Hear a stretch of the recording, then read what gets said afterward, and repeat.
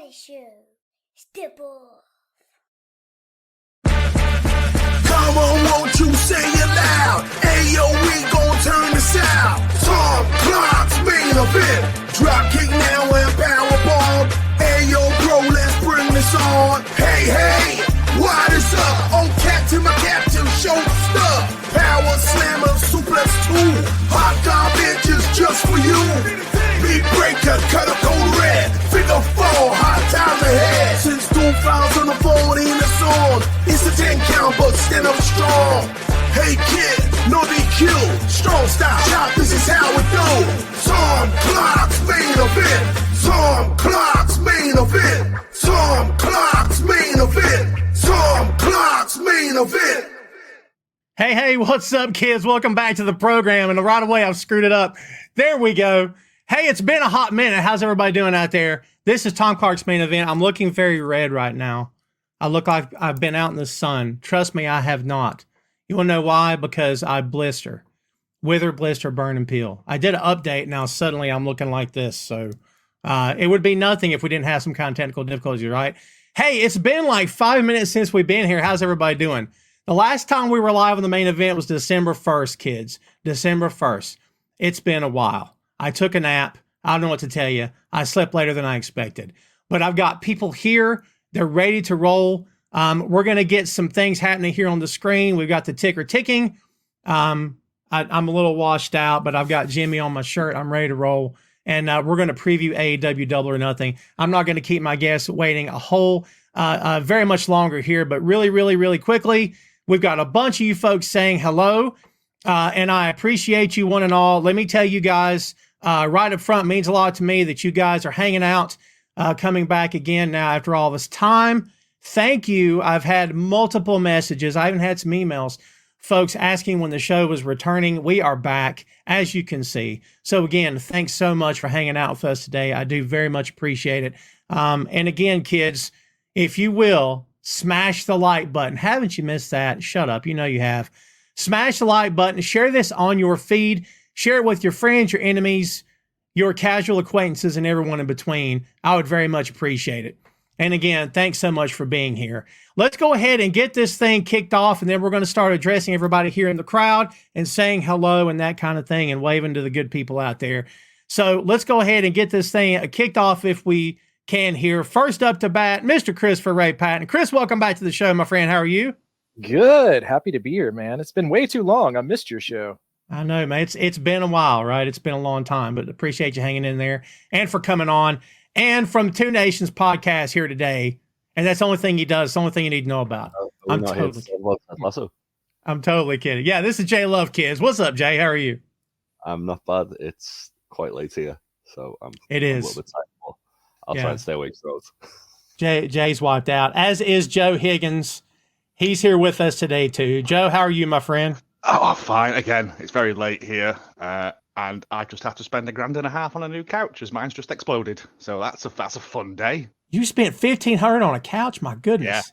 Yeah. I like a big long couch that I can sleep on. So that's my, which means I can't go all in now because that was my spending money gone. I rescued my couch from a street corner. There's rats living in it. I don't know. I'm on a budget over here. So No. we can't all have money like Phil. What's up, Phil? How are you, dude? Welcome to the show. It did just occur to me, but has Cameron Grimes been gone since your show is away? He has. The button is over. It's obsolete. It's obsolete. It is obsolete. Yeah. Isn't that something? Yeah. Yeah. Hopefully Trevor lands on his feet. I'm sure he will. Very talented guy. He is. He'll be fine. Yeah, no doubt about it. So, Chris actually brought that up before we went live here today. Well, kids, thanks so much again for hanging out with us today. I do appreciate it. Thank you guys for being on the show. It means a lot to me. Hopefully you guys all saw your handsome faces in the intro to the show there. I decided to put everybody in the intro that I've ever had on the show. It's a whole lot of Tom. Man, it's a whole lot of Tom. But I'm kind of the host in this thing, so I kind of had to be there. But I wanted to put all you guys in there as well. So hopefully everybody liked the music. That was me on the vocals. You don't believe that, do you? You don't believe that, do you? You shouldn't believe that. No. I don't sound that good. So Let's go ahead and say some hellos here before we get to the main thrust of the show. Eric Jackson is the first one at the table. How you doing, my friend? Sugar Shane, what's going on? Jumpin' Jeff is back. What's up, E? How are you doing? Thank you, my friend, very much, excuse me. Josh just called me Tommy. Josh, you are banned from the show. Get out of my life. Man, really? We're going to start the show off like that? Tommy? Not since I was 15, brother. What's up, Belinda? How are you? I'm just messing with you, Josh. Not about the name, but about banning you. Robbie, good to see you. Jeff, how you doing, my friend? Will says, why? Will, your brother, you're starting us off on a weird vibe, but okay. Why? I don't know. Guess because I want to. I don't know. JD, how are you doing? Oh, he said, I'm sorry. I gave you crap. Why so long? I don't know. I took a nap. What can I say? Chad Dubad is in the audience. Thank you, Chad, for coming on. I do appreciate you very much. Thanks, everybody. Belinda, did I say hello to you? Belinda, good to see you. Again, hope you guys are doing great. Thanks so much for hanging out with us here today. And again, I very much appreciate it. So, guys, we're going to get started here. And there we are. So last minute tweaks. There we go. Let's go ahead and kick this thing off, kids, in grand style here. AEW, there it is. Double or Nothing happening tomorrow. Before we get started on this, Phil, I'm going to throw it to you right off the bat. What's your high-level thoughts going into Double or Nothing, to AEW's big event tomorrow night? It's wild to think this company's been around for 5 years. Fifth annual Double or Nothing. I think that's great. When you look at some of the moves that they've made as a company, bringing in Ospreay, he's fit in seamlessly. Okada's been a great addition for them as well. Finally getting to see Mercedes wrestle, pretty big deal. The women are main eventing. That's a huge move for them as a company as well. So yeah, hopefully this is a sign of good things to come for next year. Awesome. Joe, thoughts? Yeah, again, it was AEW was the thing that got me back into wrestling, because I was very, very absent for a lot of it, and I stumbled across it one day very early on, and I've followed it ever since. And it has had its ups and downs, I will say, but I believe at the moment they're on the uptick again, and I'm very, very excited for this now as well, because bar one match, they're all bangers, and we all know which one it is. We will get there, I'm sure. He said, do we? I like that. I like that. Right off the bat, that's good. Jay, what do you think? That's no way to talk about Trent Barretta, Joe. Yeah, I'm really excited. I was a very lapsed fan, and then AEW come around and changed that. And it always, especially with Double or Nothing, it always feels like a big deal whenever it rolls around to that. I guess this is their Mania. And yeah. Is it technically All In now? Just All In's the bigger show, at least. But I think in terms of tradition, it's probably Double or Nothing. You're probably right. Yeah, I think prestige level is Double or Nothing. Because I'm going to All In, I'm going to say that's the Mania. Actually, you're right, Phil. But yeah, I'm really excited as always. Chris, what do you think, buddy? Yeah, I mean, happy 5-year anniversary. Once again, like you guys said, I was still doing a WWE podcast during the time period where AEW first started. So it felt great to have something different that was good coming into it. As far as this pay-per-view goes, this for me is kind of like a mid-tier card. There are some things I'm excited about seeing, though, like Mercedes Moné back, which I think is going to be awesome. And yeah, I'm looking forward to it. I don't know if I'm $60 looking forward to it, I guess is what I would say. What? That's fair. NordVPN, man. Is that how much it costs in America?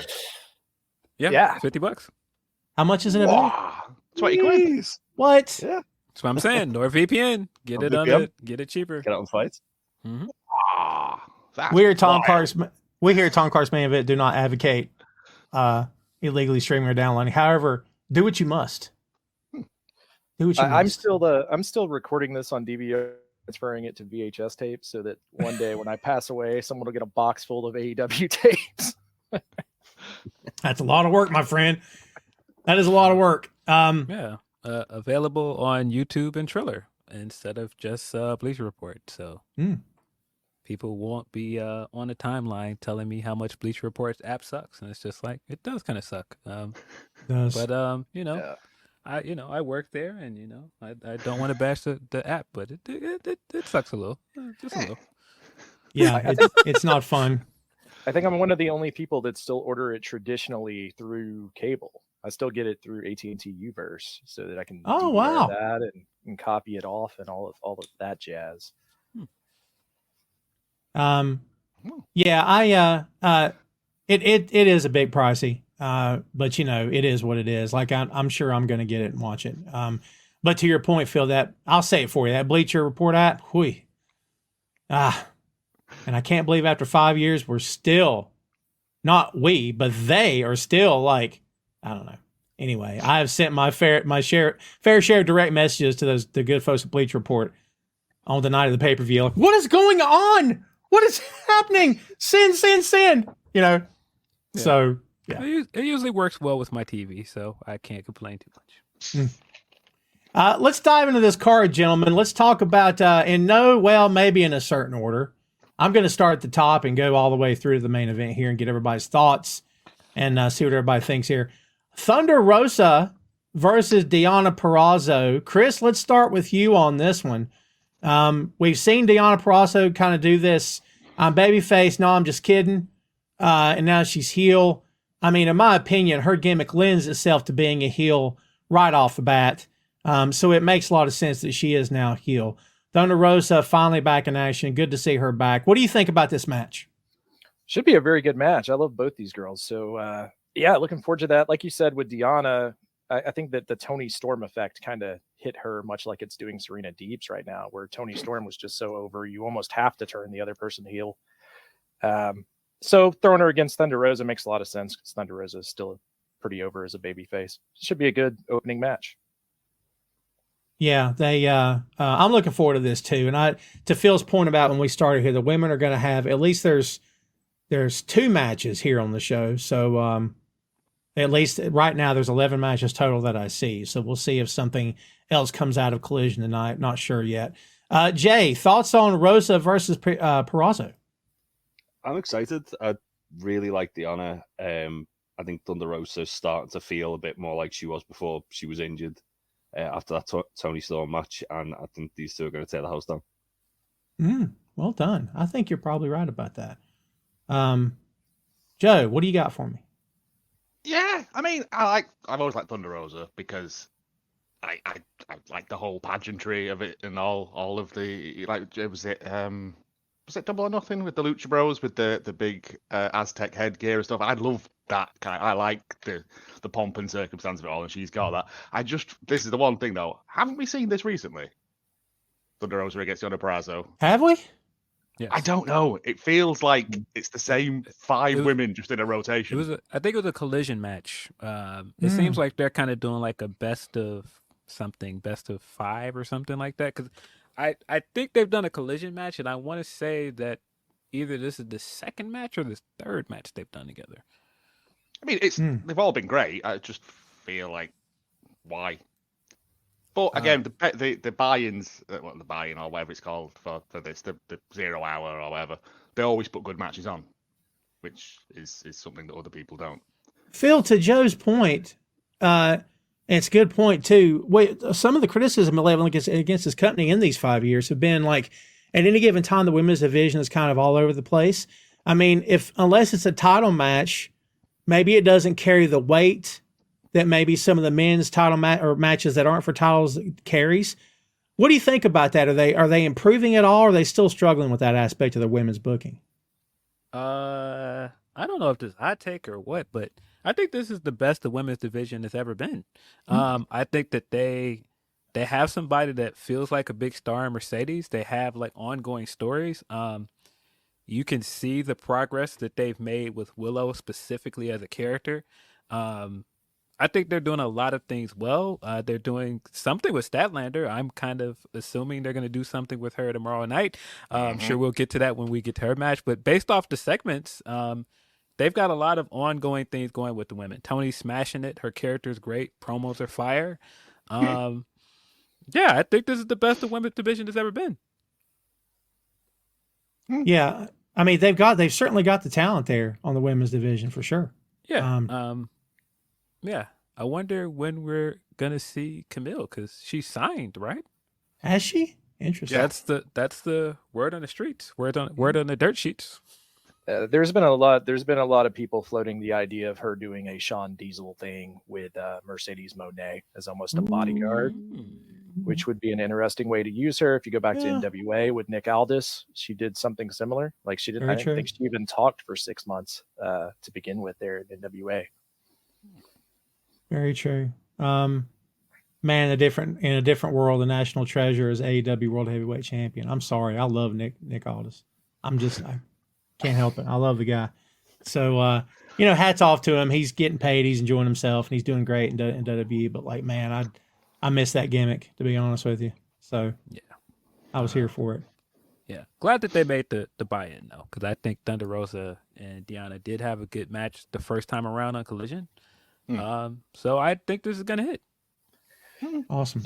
Just to piggyback on what Phil was saying, I do think this is the strongest the women's division has been, and you still have in the background Britt Baker and Jamie Hayter at some point should be coming back. So I think it's going to be even better going forward this year. Probably around All In, we'll hopefully start seeing some of them show back up. Yeah, I forgot about Jamie Hayter. Weirdly, somehow, because she's in my thoughts a lot. This is so much.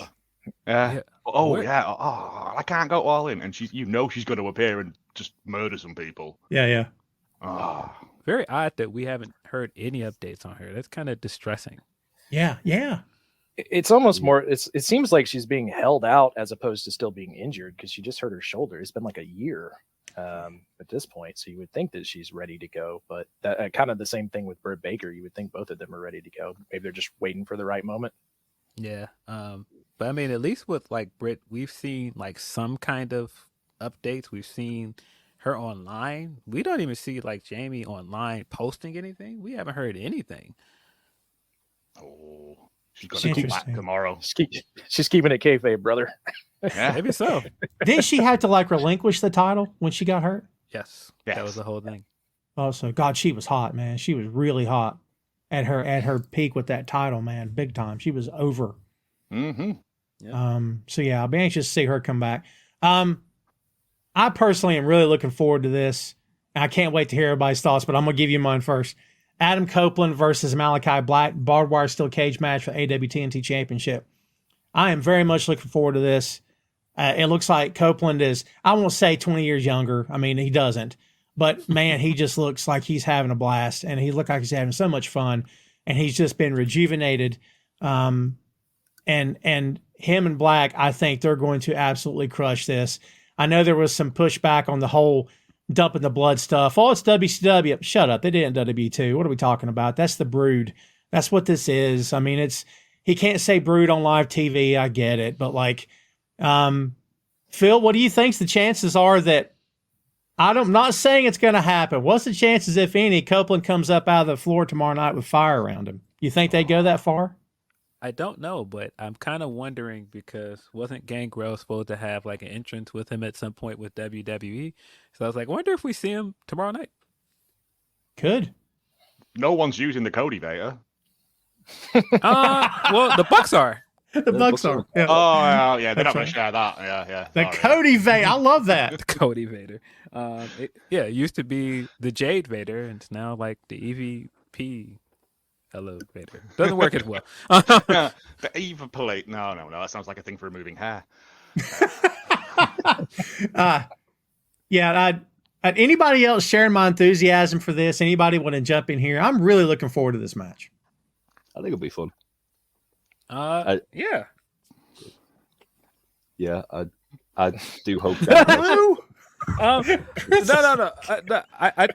gonna be a fun match. I think Copeland's been doing great over there. I think it's different enough from what he was doing with WWE. Like the style of matches are different. Like whatever week that was where he had the Brody King match, I was like, this guy's like really like having like these long TV matches, and they're great matches. So yeah, I think he's gonna have a good one with Malachi. We haven't seen Malachi have like a big singles match in a long time either. So I think he has a lot to prove here. Really excited to see where this goes. Chris, why do you say no? What you don't care about this?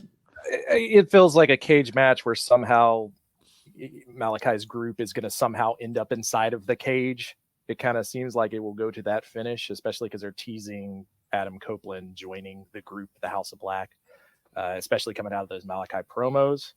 That, and we also, I mean, this is a barbed wire steel cage match, and then we have the Anarchy and the arena match. So to me, you're just putting like too much hardcore on one card, and AEW has been leaning into that more and more. So that's kind of, as far as Adam Copeland in AEW, I've really liked the run so far. So hopefully the match will just be, a straight singles match and we'll get a good match. But I with House of Black, I always feel like somehow it's going to get weird. Yeah, there's going to be monkey shines, obviously. Yeah. Yeah. I mean, go ahead, Joe. I was about to say, I thought that was kind of the point of him beating the other members before this one. So it would be kind of silly if they kind of ran out there like, aha, we're all going to beat you together. Like, hey, I beat all of you guys. Yeah. Good point. I mean, they kill people on this show all the time and they just show back up. So like, That's true. Well, I mean, if we're going to go that far, Chris, man, you just ruined the whole thing for me. Yeah. It's like Jim Ross. One of Jim Ross's pet peeves has always been, explain to me if you hit a man with a 10 punch 10 times in the face on the show the next night, he doesn't have a black eye. Explain to me how that happened. And I'm always like, stop doing that to me because you're ruining it. You know what I mean? Like, I know he's right, but still. It's entertainment, Jim. Suspension of disbelief, Jim. Yes. Yeah, going off the same theory as far as the rest of the members not showing up. I mean, he got like triple concertoed in a corner. So in theory, Adam Copeland himself shouldn't be making it into this match. That's fair. Yeah. That's fair. And Chad, too Malachi's bad. got hepatitis now as well. Yeah. Not only was it blood in a bucket from the top, it was filled with the hepatitis. I'm just I saying. thought it was jam. It took me a second, to be honest, because it kind of congealed a bit. Yeah. It was awesome because, It like, was, your head could go different places and go, okay, that's starting to look like a horror movie. I freaking loved it, man. Somebody should definitely do like an edit of it, smashing him with like Michael Jackson's jam over it. Oh, calling to pay $100,000 for 2 seconds of the song. I was Or just very something. happy they hit their mark, because like when people bring up the WCW one, they just missed completely. Yeah. but having rewatched that, it never fails to raise a smile of him just going, just pointing off to one side of it. It was like the one guy you didn't want that to happen to because he Yeah, would have yeah. just no-sold it. But it's that thing of like, do I walk over into it? Like, no, just stand No. there and point. Yeah. And the force of those two, it was like jets coming down. Looked like they freaking took Malachi's head off. I'm like, you're going to actually kill him in the ring. This is going to be awesome. So, yeah, Malachi's got a concussion from the fake blood coming down. Yeah. Jay, what do you think about this? You look forward to it? Yeah, I am. I know Mikey Ruckus was teasing on Twitter the other day about how he's done his own version of the Brood theme. So if we get that, then I'm here for it. I'll never understand why the music guys on Twitter are talking about what he's doing. I just don't get it. Like, I don't know. I've complained about this to Phil. Phil knows. Like, what are you doing this for? You're backstage. Quit freaking tweeting on what you're doing. Like, I I never don't said know. when it's happening. Listen, Well, that's okay. It could it's just all, be for his own amusement. it's all a red herring. Malachi's going to be in the ring and they're going to do the meme. He's going to be like waiting for him to come on. And next thing you're going to hear is, do you believe yours? Oh, my God. It'll be the greatest thing ever if they did. We're already booking Oh, this man. show. They Bait and switch, yes. They don't need Tony Khan. They got us, man. We could fix that. Let's fix the whole thing. How about the AEW International Championship? Roderick Strong versus Will Ospreay. Chris, on what planet does Will Ospreay not win the belt in this match? I think he has to win the belt, right? Like, I don't know. Maybe you do something with the Kingdom try to make him look strong. Really lean into DQ finishes in AEW or dusty finishes. I was going to say something else, but PG show. So Thank I'm you. assuming he's going to win here. Originally, my thought was that he was going to go for the heavyweight title at All In. That kind of just lined up and made sense with the way they pushed him. There's no reason why he couldn't get both belts, I guess, but yeah, I would assume that he's getting the win here. Jay, Roddy gets kind of a mixed bag of reactions online. People who don't care for him at all. I freaking love Roddy Strong. I love the glasses. I love the stupid, the voice and I just love the whole presentation. I think that the differences between him and Ospreay are vast, but not in the ring because Roddy is very, very good. I think they're going to smash it in this match, dude. Yeah, I think there's going to be some nasty looking backbreakers that Ospreay's taken. Yeah, to Chris's point, I'm kind of glad that Ospreay's not in the world title picture yet. I'm actually quite happy they've put him in like kind of like the international championship picture, just because I feel like when we do get to Ospreay getting into the world title picture, it should feel like monumental as opposed to it almost feeling rushed if he just gets the shot at All In this year. Yes. Yeah. That's fair. That's fair. Joe, what do you think about the dichotomy here of these two guys? They're different, but you strip away the gimmicks and the bravado, and they're both excellent technicians in the ring. Oh, totally. And this is like one of the matches I'm really looking forward to because Strong hasn't been presented that well. Like with all the dumb gimmick. Yeah, I love the neck brace and the glasses and all that stuff. It's great. I love, as I've already said, I love dumb stuff. But he's never really had like banging matches since he's been in. And everyone who's gone up against Ospreay they've been amazing matches. Like, and this will hopefully then, I mean, Ospreay's taking the belt, obviously, but it's going to make Strong and possibly Taven and Bennett like push them into that next level, and then possibly do something with the trios because that's stuck in a holding pattern still. Like, I whinged so much for the trios belts, and then they came, and I was like, oh, okay, this is terrible. Yeah. Well, they combine it with the RH. I mean, I won't go off on a rant here, Phil, but like, I just don't get it. Because they're still using, I can't remember the ring announcer name from ROH. He's being used on as a Collision. Like they're mixing back and forth. No, he's a commentator. The ring announcer can't. Yeah. And I mean, it's fine, but like, I don't know. Anyway, I don't want to go off on a rant, but like, Phil,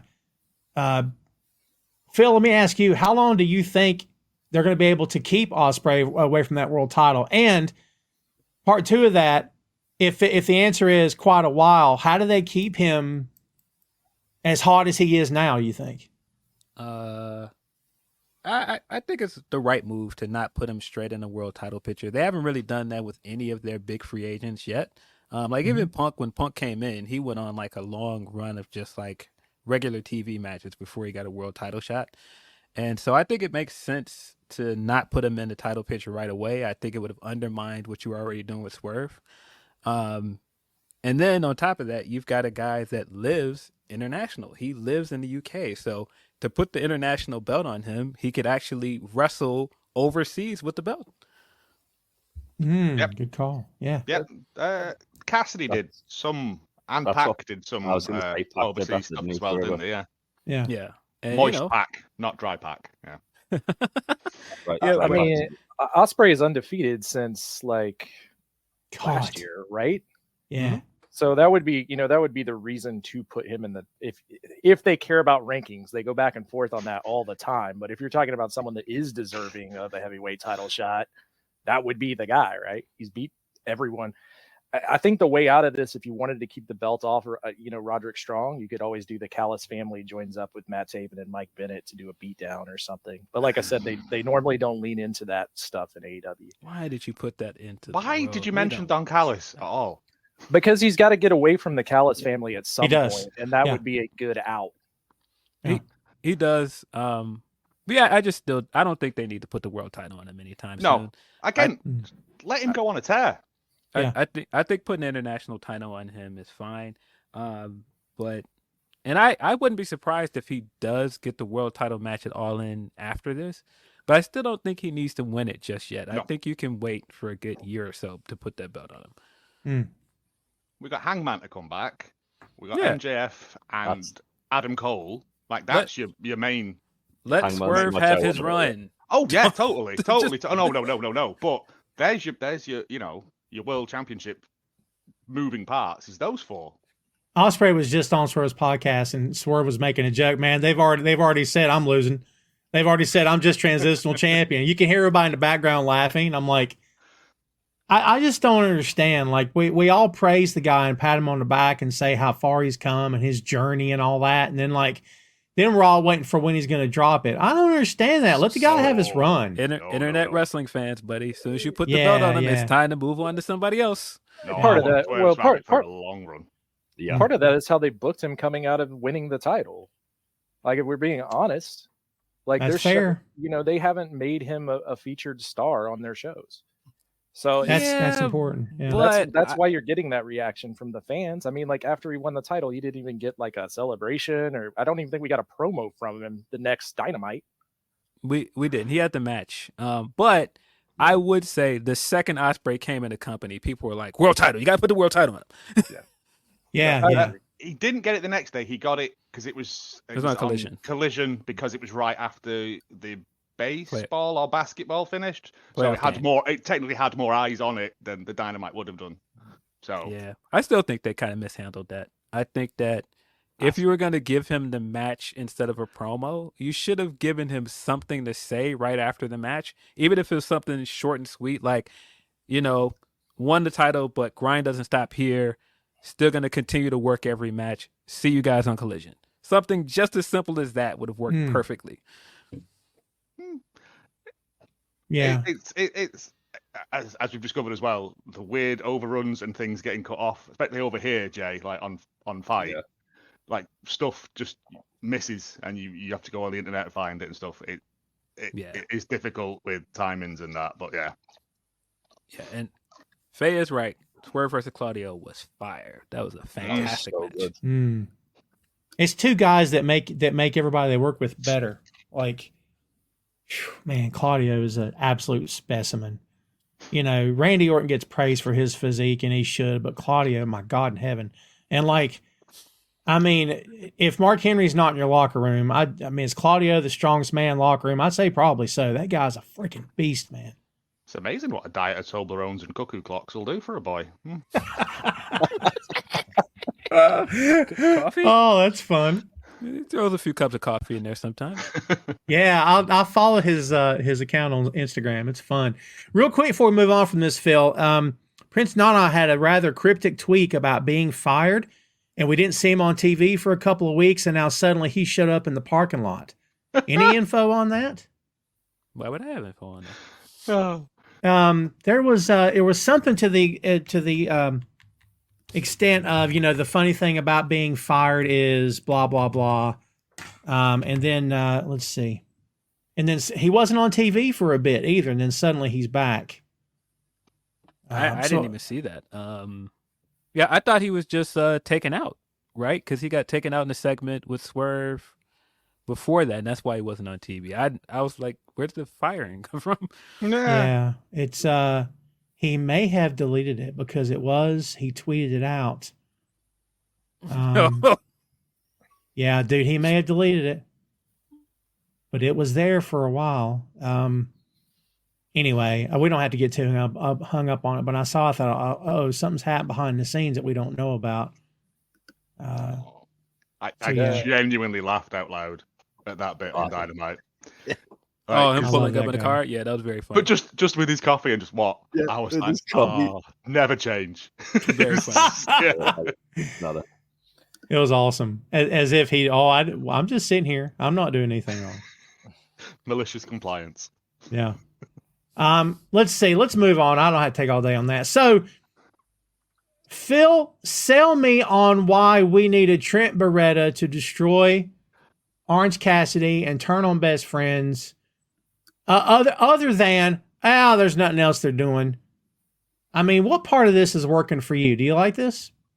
I do like the heel turn for Trent because seems like Chuck's going to be out for a while. You needed something for Trent to do, so you can't use him in the tag team. They kind of missed their chance to put the trios belts on those guys. So yeah, I think this is a good way to do something with Orange Cassidy that doesn't have him in the title picture for now, because I think people are kind of exhausted of him as a champion after that very long international title run. And this gives you a way to put him on the card. What do you think, Joe? Yeah. I mean, I love best friends. I was genuinely heartbroken when Trent did unbetray. And I'm assuming that Trent is going to absolutely murder Cassidy so Cassidy can have some time off, because the boy has been grinding. Like, he's been since the championship, the international run, and then he had to come back and take it again because of injury, I think it was. He's not had. It's Moxley. Like, go on holiday. Oh, come back. Sorry, it's all gone wrong. That's what Cassidy's had to do, and I'm assuming that's why Trent's going to murder him tomorrow, so he can disappear for a bit, and we just get angry Trent. And what possibly Statlander ? And what and Jay, look, this thing with Orange and Don Callis, what are we doing here? What's what's worse, the Jericho Vortex or the Don Callis apocalypse? They're both the same thing. Different sides of the same terrible coin. It's all part of the Jericho Megaverse, mate. It's fine. God, I hate that word. I have no idea with the Don Callis thing. I think it's going to lead into something with Ospreay and Orange, maybe, because that seems where they're kind of leaning, but I don't know what. I don't really get why Don Callis is involved in this at all. Yeah, I'm not a fan of it. Chris, how? I say that about 8 times a week, though, to be honest. Yeah. Don Callis is very good on commentary. Do you think? He is. I honestly do. I can't stand him. I think if all he were doing was color commentate, he'd be fantastic. And not even color. When Taz wasn't there, I missed Taz so much. I like Taz, but I think Don does a good job, and I think he could do play-by-play. I honestly do. But I hate his character. His stuff's great, but I just hate his voice. It's like nails on a chalkboard. It's the way he pronounces words. Don Callis. It's the way he pronounces his words. And he doesn't wear socks and logos. That's weird. I don't like that. Mince trotters, mate. If you've ever done that, you'll do it one time. You'll go, I'm never doing that again. That felt terrible. Yeah. I put my shoes in the hole because they stank. Yeah. I can't think of Don without thinking of being in Vegas last year for Double or Nothing. And I'm like standing out on the bridge that goes from MGM to the casino across the street. And I was standing there talking to Will Washington, and Don comes out of, I think it was the MGM, and he sees Will and he says hi to Will. And so he's walking, and I'm just like, oh, it's Don Callis. And he's like, looks straight up and goes, I was like, yo. I don't know what Don was doing that night, but he was checked out of all the work stuff. He was in full, it's time for me to just kick it in Vegas mode. Dude. Chris, there's something about, I don't know how this became the Don Callis hour, but here we are. He is, I don't dislike him as a manager, but I don't know. There's something, I just don't, mastermind, I don't know. I'm not feeling it. I don't feel it personally. What do you think about him and this Orange Cassidy thing? Does it have any legs? Does it make any sense at all to you? I think the legs come more from an expansion of Orange Cassidy's character more than Don Callis, right? Like a heel Orange Cassidy. Like, what does that look like? Does he talk more? Does it expand what we know as Orange Cassidy? I mean, I think that's interesting. Kind of like what Phil was saying. We just got like almost a full year of him being normal Orange Cassidy and going on this amazing title run, which I loved. I thought it was really cool, but there is something to be said about it is time to change the character up a little bit. We've gotten 5 years of the same Orange Cassidy. So I think from that aspect is pretty cool. I don't know that putting him with Don Callis is the right answer, but I like the idea of, that going on. Also, it's good to know I can get heel heat by just not wearing socks. And to comment on the Reggie is now allowed to wear socks. But yeah, on commentary, I mean, I just go back to and think about how he called matches in New Japan. I think he's great on commentary. Obviously, when he's on commentary now, he's playing his manager character, but like just as a straight commentator, he's amazing. I think he's really, really good. Man, Joe, you got outvoted on that one, buddy. I misspoke. Like I just hate the character. Like, and I know you're supposed to. Like the music alone is just the longer the note, the more dread. It's and the heat. My God, the way remember, like he couldn't even talk. Oh, wow. And so much heat in Mexico. He got legitimately attacked by some camera guy. He did. The camera guy attacked him. Guy's like, you know what? I've had enough. Bam! And he just smacks him upside the head with it. Yeah, that's awesome. I think he works better as just a manager for one guy, and I think that's what's kind of gotten lost with the Don Callis family. If it was just him and Takeshita, I think it would be better, but he just doesn't need a faction, man. AEW's big thing is putting people in factions unnecessarily, though, and sometimes it works, and sometimes we end up with what were they called? MJF's briefly. Which one? He's had more than one. Yeah, more than one. Was it the Firm? The Pinnacle, the Firm. That was it, the Pinnacle. That was the one that was about 4 weeks, and then they quickly just shoved it off to one side. To some extent, that's the New Japan copy and paste Gato booking to build out that many factions. I mean, and that's putting people's hair off, but that's why I'm okay when AEW does factions. I never bump into it because I know that's New Japan's thing. But to your point, that it's like, well, it's okay to do that too. But when it feels like you put these guys together, like, and I'm not saying it works every time in Japan because I don't think it does either. But it feels like there's more symmetry. I don't know why I feel that way with the stables in Japan versus AEW. Not every one of them, right? But I don't know. It feels like there's more thought put behind it than just. It's like the WWE mode of tag teaming, right? Well, let's just. Let's just make them a tag team. Like these guys aren't doing anything. Just put them together. You know what I mean? Starks and Big Bill. I think a lot of it has to do with when they have a faction in New Japan, usually the members have something important to do, whether it's like being in Super Juniors or in a G1 Climax. Like they'll have multiple members in the same tournament. So they find ways to flesh out where everyone in the faction's involved. Where if you go back and look at like Chris Jericho's stable, like what was Jack Swagger doing? For 90%. Wearing a hat. Wearing a hat. I was talking about even before that, the original Jericho stable. The circle. Yeah. That freaking purple hat, man. Yeah. So they fall into that a lot. Even like Dark Order, like the whole faction with like 10 people in it. Dark Order slander on this. Thank you. 5 years of Dark Order, man. Did they debut at Double or Nothing? They did debut at Double or Nothing. Yep, they did. Wow. And no one knew who they were.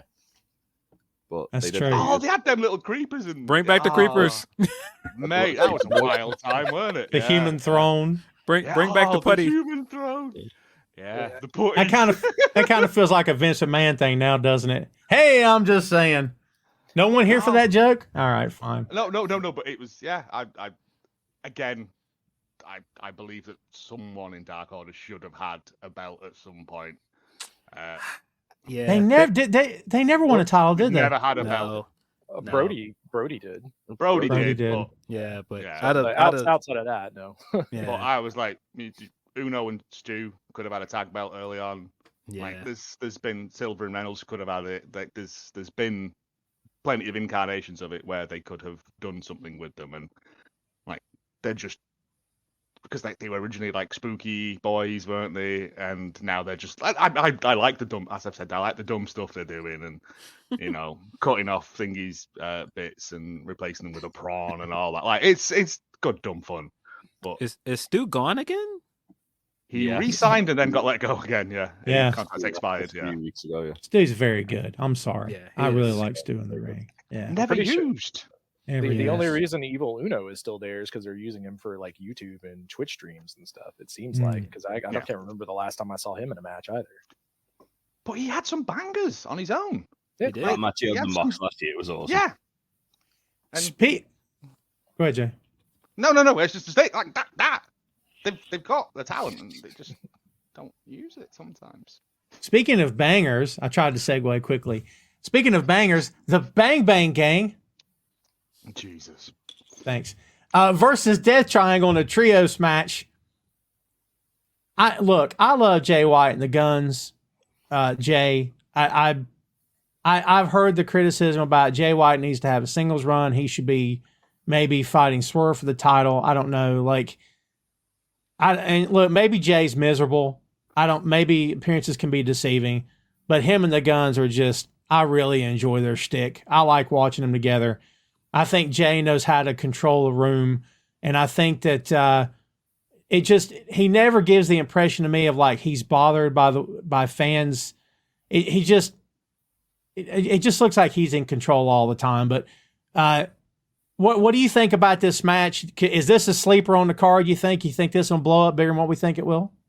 I think it's going to be awesome. I genuinely do. I think the Gun Club have improved so much in the last 12 months that they shouldn't be overlooked in this match.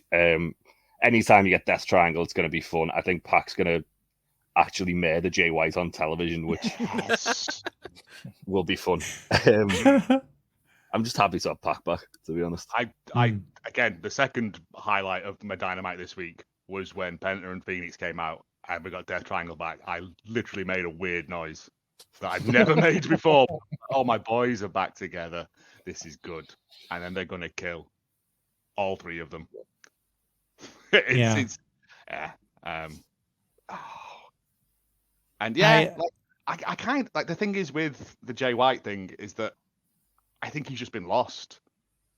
The stuff with Daddy Ass and all that, it just went too long. Yeah. And we had 10-minute promos of them in the ring with a cardboard cutout. And I'm like, this is dumb. We could put a match on here. Is Juice still hurt, by the way? I believe so. He had like some concussion stuff, right? Didn't he have a back injury as well? Yeah. Yeah. Man, they missed Juice. I missed Juice so much. Oh, I missed Juice. Yeah. He's great. I didn't even realize how much I was going to miss Juice until he wasn't there, honestly, because like I always thought Jay was the better of those two. But that was not the case when Juice got to AEW, honestly. And I'm kind of surprised by that. Yeah. But it's that good faction, though, of there's your main star, there's your tag team, there's your renegade, there's your lunatic boy. That's who you need. What's it? It's Always Sunny. The wild card, the thingy, and the wild card. Yeah, they're the closest to DX we've gotten. Juice is X-Pac. The Guns are, of course, New Age Outlaws, and Jay is cerebral Triple H. I was also still reeling from the fact that I wasn't going to get Jay White and Chris Bay anymore because he was coming off that TNA run, and I thought they were really good together. Yeah, I did too. Yeah. Am I the only one that was shocked that he never turned on Chris Bay? No, I thought that was really like him. Yeah. I thought that was coming for real. Like, laugh it up, Chris. You're going to get your head taken off because, you can't trust Jay White. But, man, that turned out to be all right. So that was good. I was here for it. I'm with you, Jay. I think this match is going to be excellent. I don't see any weaknesses in this match. I think the Guns deserve mad props for, I'm going to say, improving. I never thought they were bad. It's just they were a young tag team. And like the word improving, I think, can be taken negatively as if a team or a guy didn't have it, but then got better. I just think they had to have time to learn. And I think they've really improved over where they were. I think they're highly entertaining. They just need to always use, was it Mini Man? They need every time they come out. If it's just those two, that song is them. I freaking love that song. Best intro in AEW. Yeah. Love it. Yeah. Their current theme song is hot, though. I really like it. It's good. Yeah. But it's weird because I feel like they haven't truly recovered since the MJF program where they all just kind of got beaten at the same pay-per-view by him. And I mean, I know putting trios belts on them was supposed to, raise their profile, and it just hasn't quite happened yet. Man, they were hot on Collision, man. They were the best part of Collision some weeks, and then they came to Dynamite, and then they just lost to the champion, and that was kind of it. Yeah, jeez. But yeah, I think this is going to be good. And honestly, Death Triangle being back together, that makes me happy as well. Yes. Let's talk about something that makes no one happy before we all get too happy with ourselves here and think everything's going great. Joe, I'm going to ruin it for you. Chris Jericho with Big Bill versus Hook with Katsuyori Shibata. I'll say this for Jericho. Stop it, Phil. I'll see you. Jericho's leaning all the way into this. Oh, wait, fans hate me. They think okay, well, fine. Let's just play into that. I continue to say he is extremely smart because he's leaning all the way into that. He's not running from it. And he's being as over the top cheesy as he can be on live TV, saying things like, "Hi, guys," that stupid. Oh, it's horrible. Too far into it. You think so? Is it too far? Yeah. That the kind of children's TV presenter mentality of it, I don't like that. Like, if you just dialed it back a couple of notches, it would be great. But the hi guys, yeah, it just like it's like a German like MTV presenter. It's just. I don't know if I could have come up with that, but that's pretty good. It also kind of comes off like Kmart MJF because MJF did the same thing except better. Oh, yeah. That didn't even occur to me, but yeah. I think he's just gone full Michael Scott. Oh, jeez. Literally just Michael Scott, isn't it? Crazy. He's got spider face, yeah. I mean, I've not been one of those guys bashing Chris 6 ways from Sunday. I'm not going to bash him now, but now's the part where I'm kind of like, all right, maybe I see now what people are complaining about. I can't say I've always been on anyone's side against Chris this whole time, but like now I'm kind of feeling it as well. I'm kind of feeling it. Like, Phil, is this doing anything? It's hard to know. Benefit of the doubt, Phil, this isn't over yet. Does Hook come out of this better than he did going in? I think the best thing about it is they took the FTW title off of him because that started to feel like an albatross on him. I think it's good that he's getting pay-per-view matches and he's being used more, but he didn't need that belt anymore. Like, the whole novelty of him carrying his dad's belt was good for a few months, but it was kind of time to drop that belt. He did need to drop it to Jericho of all people, but it was time to get that belt off of him. So I do think Jericho's gonna retain tomorrow, but this Jericho stuff is just not good, man. It's not good. Look at on Jericho's list. There's a list of all the belts, and the one he didn't have was the FCW belt, and he's like, "Well, I'm getting that at some point down the line."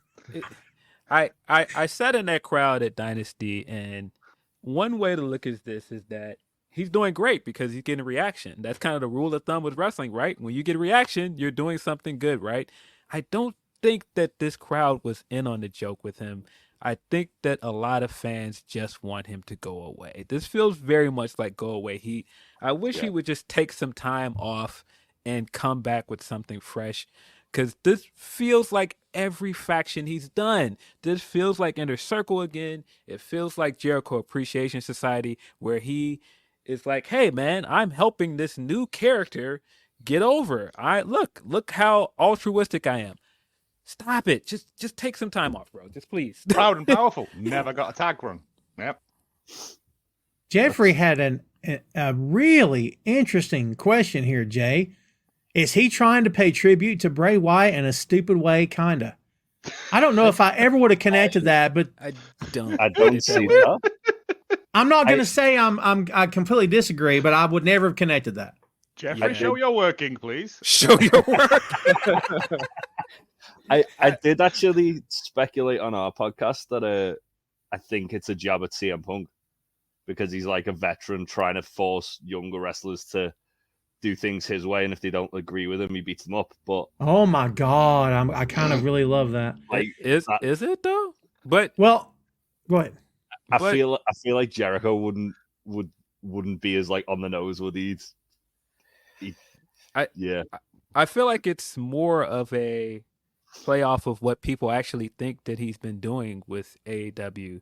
I think him referencing the vortex on TV and him pointing out like, hey, look, I'm bringing people under my wing and helping them. It's a nod and wink to what he's been doing with the company for 5 years now, but it's too on the nose, and then I just don't think people care. I just think people want him to take some time off. You definitely. I mean, the vortex stuff. The vortex stuff comes from Jim Cornette's podcast, right? Like that's.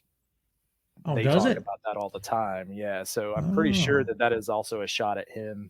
Well, but the we learning got the tree Jericho verse, but we had our own theory. Yeah, the learning tree. Brian Myers did that same gimmick in TNA. He did. So Yeah, that's kind of that's another thing that's been done. And also, like I said, this whole being nice while you're the heel. That's MJF did that and did it better on the same show. I agree with Phil. I think Jericho just needs to go away. Absence makes the heart fonder, and then come back after he recreates himself, which he has been the king at doing. When he takes a long period of time off and comes back, people like him a lot more. He usually has a fresh character. I think that's kind of just where we're at with Jericho right now. He's been cycling through. He's been down that patent office like weekly. Monday morning, you open up and Jericho's there with a stack of papers, and you're like, oh, Christ. Please leave us alone. Yeah, like, what's this one? Oh, Captain Onions, brilliant. Cheers, right, on the go. Oh, that's wonderful. He needs. They needed him at the start because it's a big name for a starting company. Great, they've got people in there now. They've established themselves. Just go and tour Fozzy or whatever it is you want to do, and come back. Like you said, reinvent yourself. Come back with something new. Take some time away. Heck with that. I want to see Captain Onions now. Some of this was a little bit of a forced hand. I'm not going to give them a complete out, but this was a little bit of a forced hand with the Sammy Guevara suspension and some of the things leading into this learning tree, right? Because that tag team they had rolling just completely dissipated out of nowhere. We didn't get any kind of payoff or reasoning why. We still don't know what's going on with Sammy Guevara also, and then they just started this Hook storyline. Didn't he get suspended? He's been suspended for like 3 months at this point now. He got suspended after the Jeff Hardy match, and then we haven't seen him again. But he should have never gotten teamed with Jericho again, because he was starting a heel turn, and there was actually interesting stuff they were doing with it, and they were like, "Nope, let's just turn him face and put him with Jericho." Got away. Again. He nearly got away, and then back in the sack with you, Sammy. Come on, down to the basement. Yeah. Yeah, I just still think the worst mistake after the reaction at World's End, that should have been the hint. Like, let's just take Jericho off TV for a while. Let's take the hint. And that's not going to work for him, brother. And just love it. Yeah, I don't get it either. I will go to the bathroom during this match. Actually, no, because it's Hook and Shibata as well, who are great. We're great. The translator thing Shibata's doing with his phone is hilarious. Awesome. A man of his size should not be wearing floral shirts. Killed me. Yeah. Love it. It But feels you know like that Jericho's... Joe might get involved as well, to be fair. Well, Hook going, I will fight you. I was like, no, Hook, don't say that. Yeah. I kind of think Joe's going to recruit him for like a stable or something. I think that's where we're going with this. If Joe Hook and Shibata is under their wing, they planted seeds for that, and then all of this happened because they did that Hook Joe match, right? So that would be cool to see them go back to that well. That'd also be very similar to what Taz did for Samoa Joe and TNA, so it kind of plays off that. I think that's fun.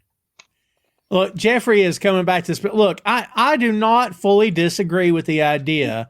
I won't say the word tribute, but I can see where you would connect some of the dots here. Look, this Firefly Funhouse thing, full of string. I hated that thing. Bray in the sweater.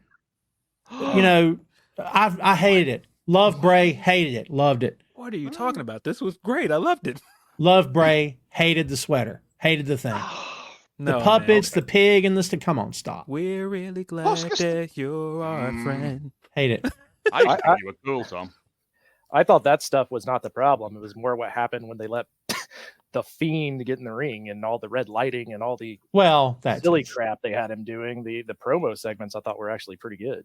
I remember seeing that the match wasn't in Saudi when in the cage, and it was the night that Seth kept popping him upside the head with stuff, and Bray was no selling. We don't talk about that. That was that was Hell in a Cell. Yeah, I remember sitting at home watching that, and the first time he no sold, I just shook my head and I said, "Here's this what we're doing." All right, man. That's the problem when you have an unkillable character. Like, I just like that he ended up Tom and Jerry and a load of stuff on him at the end, didn't he? Like, yeah, he hit him with a giant hammer, but then he beat him by hitting him with a smaller like a piano fell on him, then an anvil. Like, yeah, took Seth Rollins 4 years to recover from that. 4 years. It was bad. That made our like worst moment history or worst moment of that year list when we did our year-end review. I wasn't watching wrestling at the time, but when we started doing, when I came back, my brother-in-law was like, "Go and watch this," and I was like, "Why?" He went, "Because it's terrible. How to ruin two people's career." Or in other words, hot garbage. Hey, what? Yeah. Come on. Had to remake the hot garbage button. You're welcome, kids. Segue into a match that we will, I'm sure, enjoy quite a bit more than this one. Jon Moxley, your IWGP World Heavyweight Champion, not defending, but facing Konosuke Takeshita. Takeshita wins. He receives a future shot at the title. Phil, this is going to be, we've said it multiple times, this is going to be lights out, a great freaking match. I don't know how this couldn't be a great freaking match. Yeah. Love Takeshita. Had a fantastic match this year at Revolution. Usually when he gets big singles matches, he delivers. Mox has been on a fantastic run as well. I have no doubt this is going to be a good match. It very much felt like Japanese politics here of, hey, this guy cannot challenge for this belt, so figure out another way to do this and do this match, but he cannot challenge for the belt. Well played. Yeah, makes sense. But Joe, what do you think about this? It was the first time, I think it was this week or last week, where they explained the Eliminator rules. Yes. Because up until that point, I was like, if he loses, if Takeshita loses, which he isn't going to, he can never challenge for that belt again while Mox has it. But if he wins, he can challenge for it even if Mox doesn't have the belt. You see? And I was like, this was never explained. I was like, that's quite an interesting dynamic, you see? He winning by... So does that mean that he wins by DQ? Because he ain't pinning Mox, is he? No. He's going to suplex him into the sun. I definitely think he's losing. John done passed out. No. He's Takeshita's winning, and then they're going to have it on New Japan. Off a bit. I just don't see the New Japan having him on their show just because of the Japanese promotions he worked with and the heat that those promotions have with one another more than anything else. So I would assume that Moxley's just going to win clean here, unfortunately. They could have him on Strong, though. I just don't see it. With Japanese politics, it's very no to mix promotions like that. And I really believe that's why they're doing the Eliminator match and not just doing a title match, because they just don't want him to challenge for the belt. Which brings the question, why even have this match to some extent, other than just to have a good match? Just to have a good match. I don't know. I'm looking forward to it. It's going to be a good match. Oh, yeah, dude. And my apology, I didn't mean to I'm not trying to just push on by that match real quick, but I have yet to see, before I move on, I have yet to see Mox versus Umino, but I heard it was freaking awesome. It's fantastic. Man, I got to watch that. You don't have to rush to watch the Ren Narita match, and don't worry about what happens after the match. We don't have to talk about that, but the match itself was great. I was in the middle of the match today and stopped it because I was working on this, but I'm not even going to ask. Holy Lord. Yeah, I mean, again, I was never really a hater on the whole, what's the faction? House of Torture. House of Torture. But man, I really don't like it now. Wow. Ren Narita in the House of Torture. You kidding me? You need to breathe in House of Torture. You need to get involved with it and then appreciate the dumbness of it.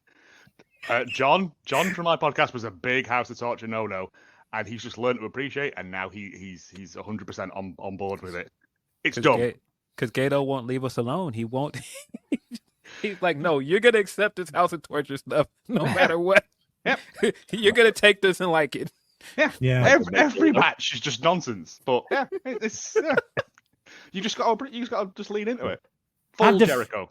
I've defended them before because my point of view on House of Torture was every heel faction should cheat in every single match. And if they're not, why do we have heel factions? So if you take this in its literal definition, House of Torture is only doing what every heel faction should have done from the beginning of time. They're trying to win every single match and they cheat to do it.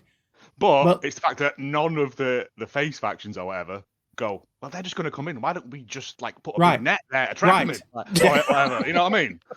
It's a big net. Yeah. It's awesome. It's just overkill when you see it every single New Japan show. It's like, stop it. That's what makes it good. The repetition. It's also very anti New Japan, even with heel factions. Like that's not something that they do very often. So House of Torture doing it every match is kind of wild. Yeah, it's true. just gone round from being annoying to just being brilliant again now for me. Yeah. All right. When Jack came over and joined them, I like yelled at this guy, Gato! Stop it! Leave us alone! Not only is he a member of House of Torture, he's also a member of the Elite. I've segued again. The Elite. Kazuchika Okada. When did you ever think you'd hear those two words together? Jack Perry and the Young Bucks versus Team AEW. I hate the name of that already because it sounds like the other company, which is, of course, Danielson, Darby, and FTR. Anarchy in the Arena. This is going to take 35 minutes, you think? How long is this match going to take, Phil? I have no idea, but should be fun. I enjoy the Anarchy in the Arena matches. They were both fun. Last year's was very fun. Was that 2022 when we got the Wild Thing playing throughout it? Yep. So fun. And I've liked the build to this match. The only elephant in the room for it is that, hey, this sure would have been better if that other guy didn't get fired, but you know. Semantics. Oh, snap. Because the entire build around this is based on him. I mean, Jack coming back, showing the footage, all of this stuff. All of the guys from Collision that are going up against the Elite. Hey, would it make sense if the guy that was leading the guys from Collision was the guy that the show had been built around for the first 4 or 5 months? I don't know. Yeah. I don't know. I agree 100% with you. They built this entire storyline around CM Punk, and then now they're building it. Now they're building it around. Because I mean, Omega's not there either. Is the other problem? Yeah, all of the members of Team AEW, they're together based on their connection either with Punk or being on Collision. Darby Allin, known CM Punk ally. FTR, known CM Punk ally. Bryan Danielson, known good friend of CM Punk. So that's the only thing. Like the episode where they're in the ring beating Omega down and FDR comes out to face them, I was just sitting there like, this is great. Buddy, if Cult of Personality came hit right after this would be through the roof. That's the only thing that is really like bogging it down. But I really like the idea of the guys from Collision getting together to face these guys. Whichever episode that was where Matt and Nick are backstage, and Matt's like, this is disgusting. How dare they call this team AEW? AEW was my idea. Remember that, Tony Khan? I got in the group chat and came up with the name AEW. If anybody's team AEW, we are. I'm sorry to correct you, Phil, but that's Matthew and Nicholas. I was going to say that's a fine. And took your shirt in. But yeah, everything else around this, I think the EVP thing has been great. I think Matt and Nick leaning into it has been good.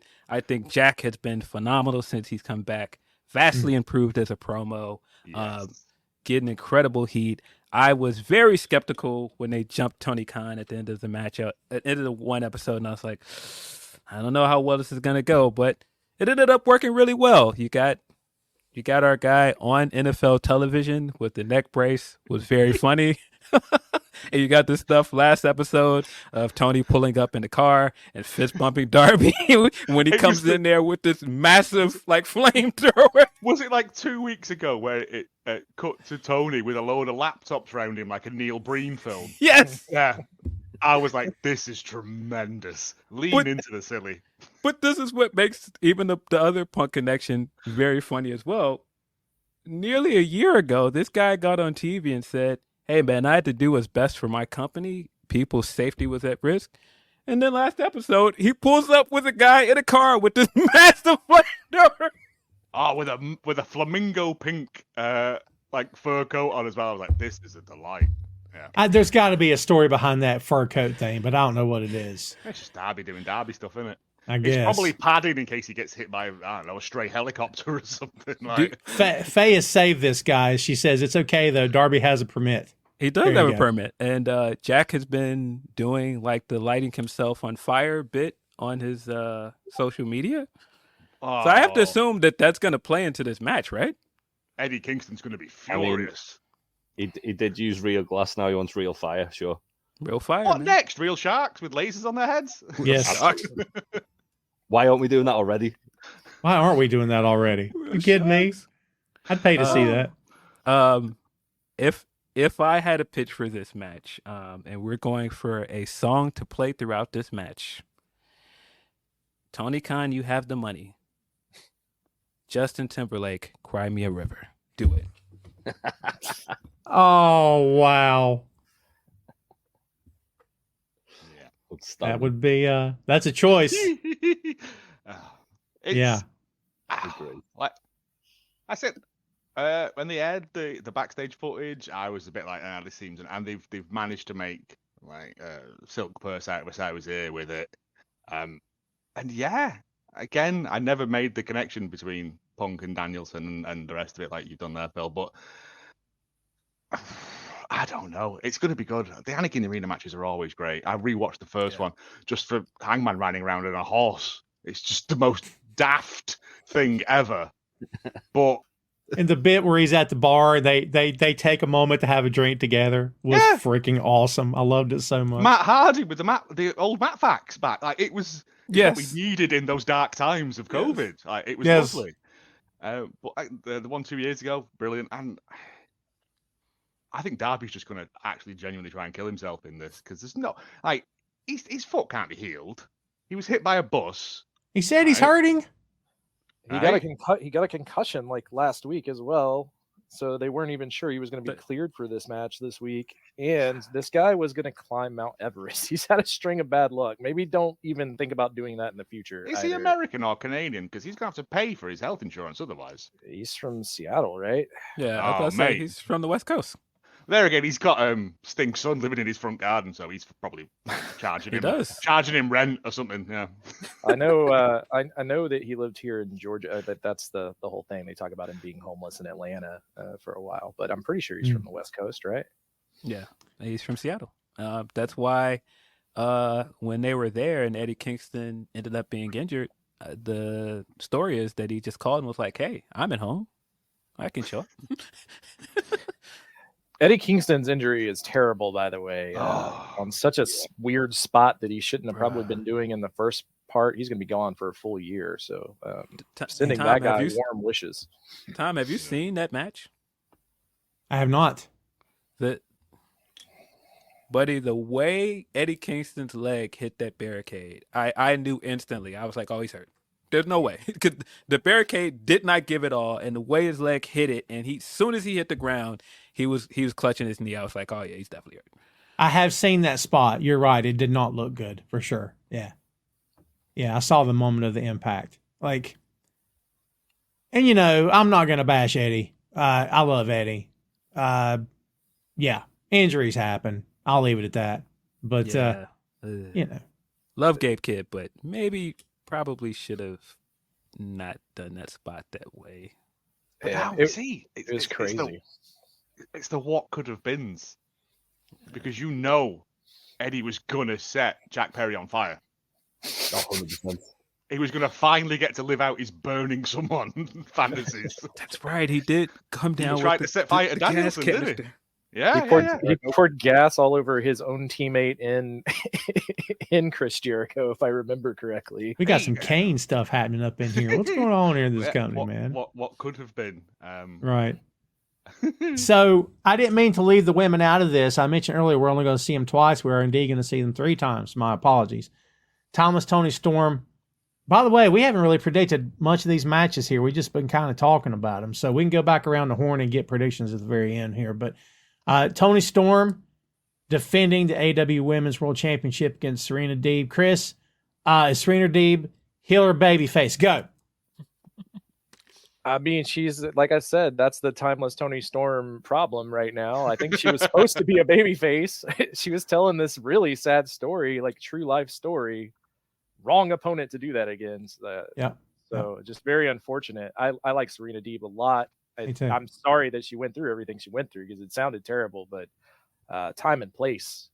Tony Storm was not the opponent for that promo. And I don't know. I thought that when she came out, she was going to be heel because she picked up the title belt like while Tony Storm was dealing with something else. So I thought she was coming back as a heel, and then she cut a babyface promo. So I have no idea what they're doing with that, but Tony Storm's winning this match, so I guess it doesn't really matter. On to the next opponent.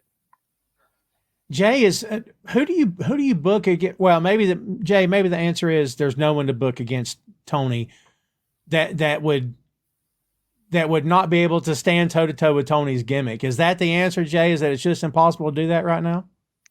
Right now, yeah, I think it feels to me like they're building up for Mariah May to be the person to take it off Tony, probably at All In because she's a local girl.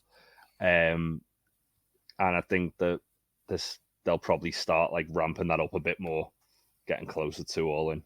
But yeah, as you guys said, like there's definitely, it is hard to kind of have anybody go toe to toe with Tony because she is such a like large personality. And anyone who kind of like tries to just feels like they're kind of like lost in the shuffle with everything else that's going on around that. Yeah. I mean, I think I said here on the show back in November, maybe it was October. I said, Tony Storm's the best thing in pro wrestling, and people in this, not you guys watching now, everybody here's good, but there was some snickers from the peanut gallery. Oh, where is she really, Tom? I was right. I'm not right about everything, but I was right about this. Joe, she is, I think, Joe, barring any unforeseen circumstances, Tony's going to be as over as they want her to be, unless something tragic happens and she gets injured or, she pushes a nun in front of a bus or something. Like, this gimmick is on fire, man. Yeah, it's was it the Renegades or whatever, the Saraya thing that she was in, and it was awful, and it was the Outcasts. The Outcasts, that was it. Sorry, yeah. I just don't. I can't retain that information because it's nothing to me. But she went away, came back with this tremendous gimmick of a 1920s film star, which is insane if you think about it. Like, I've never seen this before. Maybe somebody has, I don't know. But I like the fact that she's over as hell, but still cheats to win. Like, it's the great thing. My one thing that I kind of want to happen, as we were talking about before we started doing this, Jamie Hayter comes out, clothesline her so hard she ends up in a flip book. I mean, I think that's the right idea, right? You get like a Jamie Hayter or a Britt Baker coming back as a heel to go against Tony Storm, because I don't think you're going to be able to position a babyface against her and it actually work. I think it's good call. I think Britt could go as a heel, could go toe to toe with her and not be overshadowed by Tony Storm. And then the Mariah May thing, I think, makes a lot of sense for All In. But to get there, maybe you do something like that in between. Yeah, I don't think that you're going to be able to have something like Tony turns on Mariah and you're supposed to feel sympathetic for Mariah. I think in order for it to work, Mariah is going to have to turn on her. Yeah. But I think we're a ways off that yet because of all of the come to your mother's bosom and all that stuff we had. Like, it's got weird very quickly. Yeah. Well, so with Mariah May, that her stablemate from Stardom, do they bring that in? Do they bring that stable in to kind of help with that as far as that breakup goes? Because I felt like that was really over with them doing the champagne toasts. Yeah, I think that's the Forbidden Door match. I think that's why they've been putting so much TV time on it, is to kind of heat it up by the end of June. I was going to say, didn't Tony challenge her at the Stardom show over Mania weekend? Yep. Yes. Well, did she challenge her, or did she just kind of come out and then they kind of had a stare off? It wasn't an official challenge, though. But I have to assume that's going to be a Forbidden Door challenge. Yeah. That'd be a fun match. Send a telegram. I will say, as far as the champagne toast and all that, I'm not a regular viewer of Stardom. I had no idea what was happening. I mean, I'm glad Excalibur explained it, but like even the crowd, and usually their crowd is completely tuned in. You could see the first couple times it happened, that crowd's like, I don't know what I'm watching here. And I'm not trying to go to that familiar rhetoric of they never tell us. I'm not saying that, but I think need a video package. Yeah, right. Yeah. I do think maybe Put it in she the could have QR been mentioned code, in a Phil. promo at some point or something. I don't know. Yeah, I just picture like the flickering screen of like in like the Club Venus music coming out, and like Mina's like doing all her dance, and Tom is just looking at the screen confused, like, what is all of this? What's happening?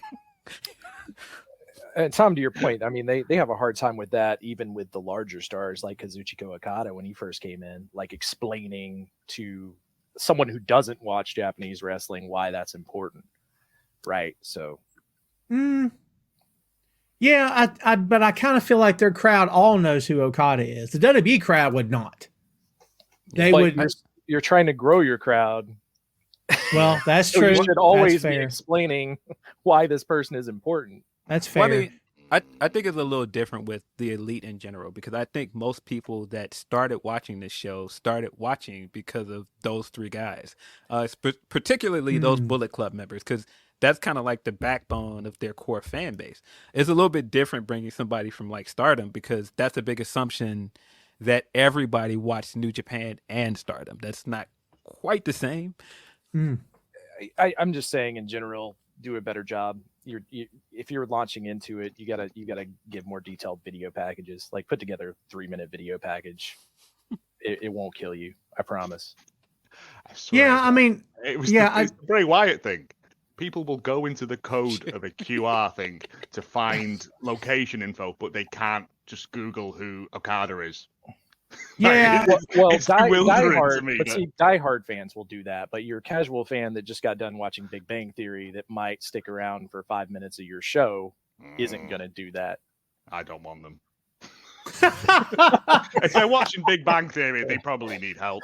Man, will. are we? You Don't will be if you can't banging.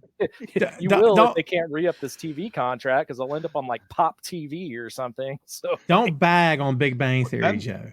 Come it's on, now. important. to grow I your will. audience. Don't. I will. Don't. It's Terrible. It's the most. what? Oh my God, we have a serious problem here. I used to think you were cool, Tom. Yeah. I am extremely cool. Josh said, "Are you mad at?" Josh, you and I are good, brother. I was giving you grief over my name. The one I'm mad at now is Joe. Are you kidding me? What? Don't like the Big Bang Theory. Come on. It's got You the better- bare naked hey. ladies doing the intro. That should be enough of a hint. Hey, you better hush your butt. Hush your butt, Joe. There's a Two Nations reference for you. Hush your butt. So we talked about the champ earlier, Swerve Strickland taking on Christian Cage, singles match for AEW World Heavyweight Championship. So, Phil, I think we all love Christian. Has this played out the way you thought it would with Christian? Is it living up to expectations? Do you think more could have been done with it? What do you think? I like what they've done. I think if you're gonna pick the top heel in the company that just came off of a title run, it makes sense for him to challenge Swerve. And then I also like that they have played up on continuity, because a lot of times in wrestling, somebody will turn face and then it's like, oh, well, he's a good guy now. We're just gonna forget all the bad things that he did, and all of the stuff that they've been doing so far. Like, wait a minute. Hey, man, you embarrassed our guy over here. You smashed this guy over the head with a picture of his dead dad. We're not going to just let you get away with that. We're going to come back and rub your nose in this. We're going to play up all of this stuff that you did as a bad guy. And I think that that's great. I do too, actually, because, Yeah, the whole home invasion thing. I'm not a huge fan of that anyway, but like, I don't know. Like when Hangman was getting booed, not to rant, when Hangman was getting booed during that feud and Swerve was getting cheered, I'm like, he stood over the baby's crib and cut a promo. What is wrong with you people? You heartless. Hey man, he gave him a free shirt. Hangman's a terrible dad. He left his child alone in the house. There's nobody in the house. Like, that's not good parenting. We didn't assume the child was home alone. There was nobody else in the house. Yeah, how do you know that? Maybe Hangman was in the other room listening to this entire monologue on the baby monitor, and he was just giving them time to talk. This is all getting Henry portrait of a serial killer, this, isn't it? No. He kind of says a lot about just wrestling fans in general, because the same thing happened when Samoa Joe did this with AJ Styles. Yeah. Like, Oh. he ended up getting cheered. Yeah, that's true. So God, what was his wife's name? He repeated it a bunch. Wendy. Oh, Wendy! That's it. How did I forget her name? My God. Yeah. Jay, is there any chance Swerve loses this belt? Not here. I do think this is kind of just giving Swerve something to do till Hangman comes back, though. Mm. I think we're probably getting Swerve and Hangman 4 with the title on the line. Probably some kind of gimmick match.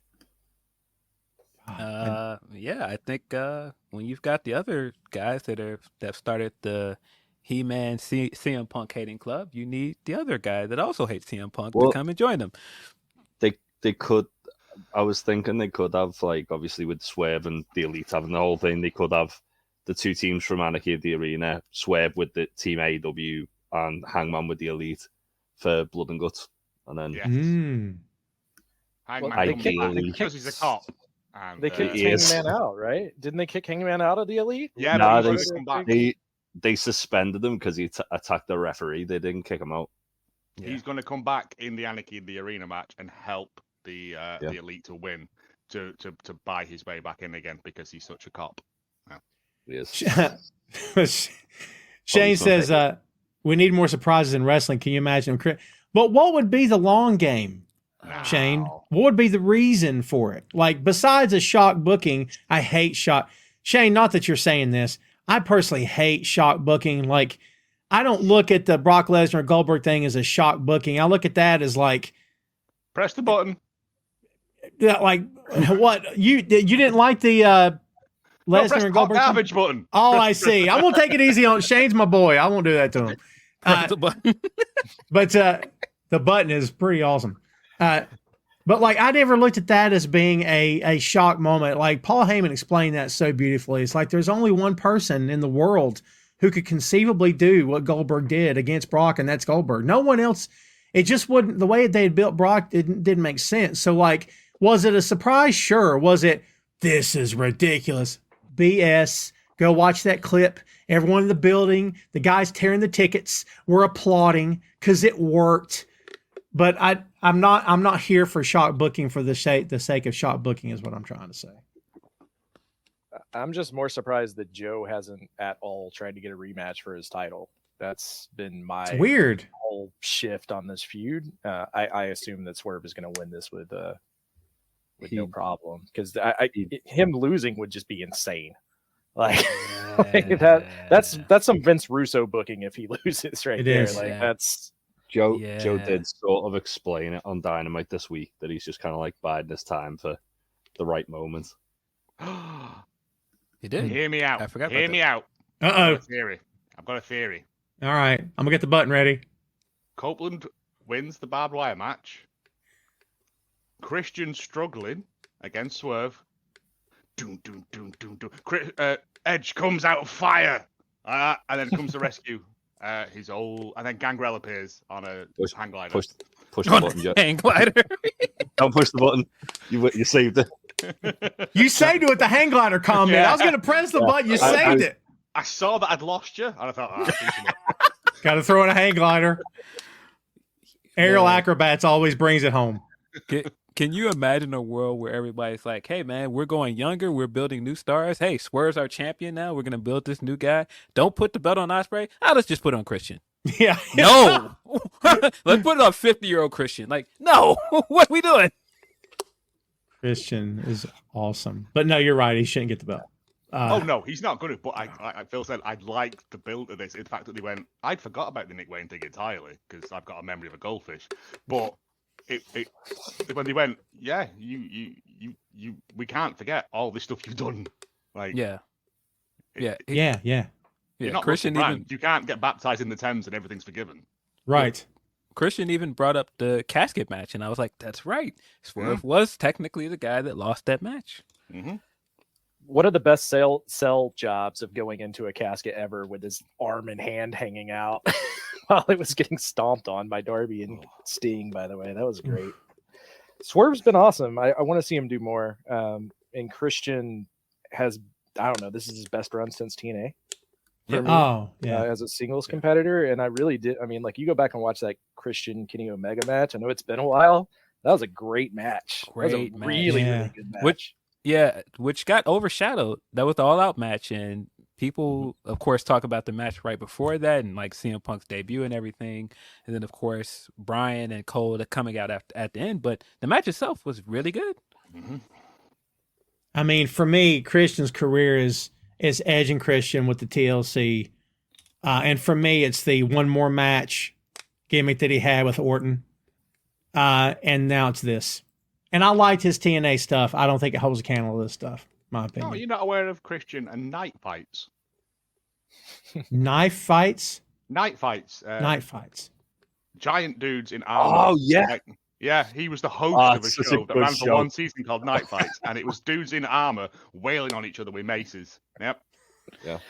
I forgot. I used to come on after like Forged and Fired. Yeah. Forged and Fired. Yeah. Another excellent show. Yep. For men of a certain age. But what would really have brought that home is if, with the mace in hand, if they're hang gliding to dive in to hit each other. I'm just saying. Yeah, but it's a steampunk hang glider. Yes. Faces, please don't talk about TNA. Faye's got PTSD because of a segment we have on our podcast. Someone in chat did ask earlier about Motor City Machine Guns showing up tonight. Do you think that that's a possibility? Tony did say that there would be some surprises with it being the 55th year anniversary. Could be. I missed that comment.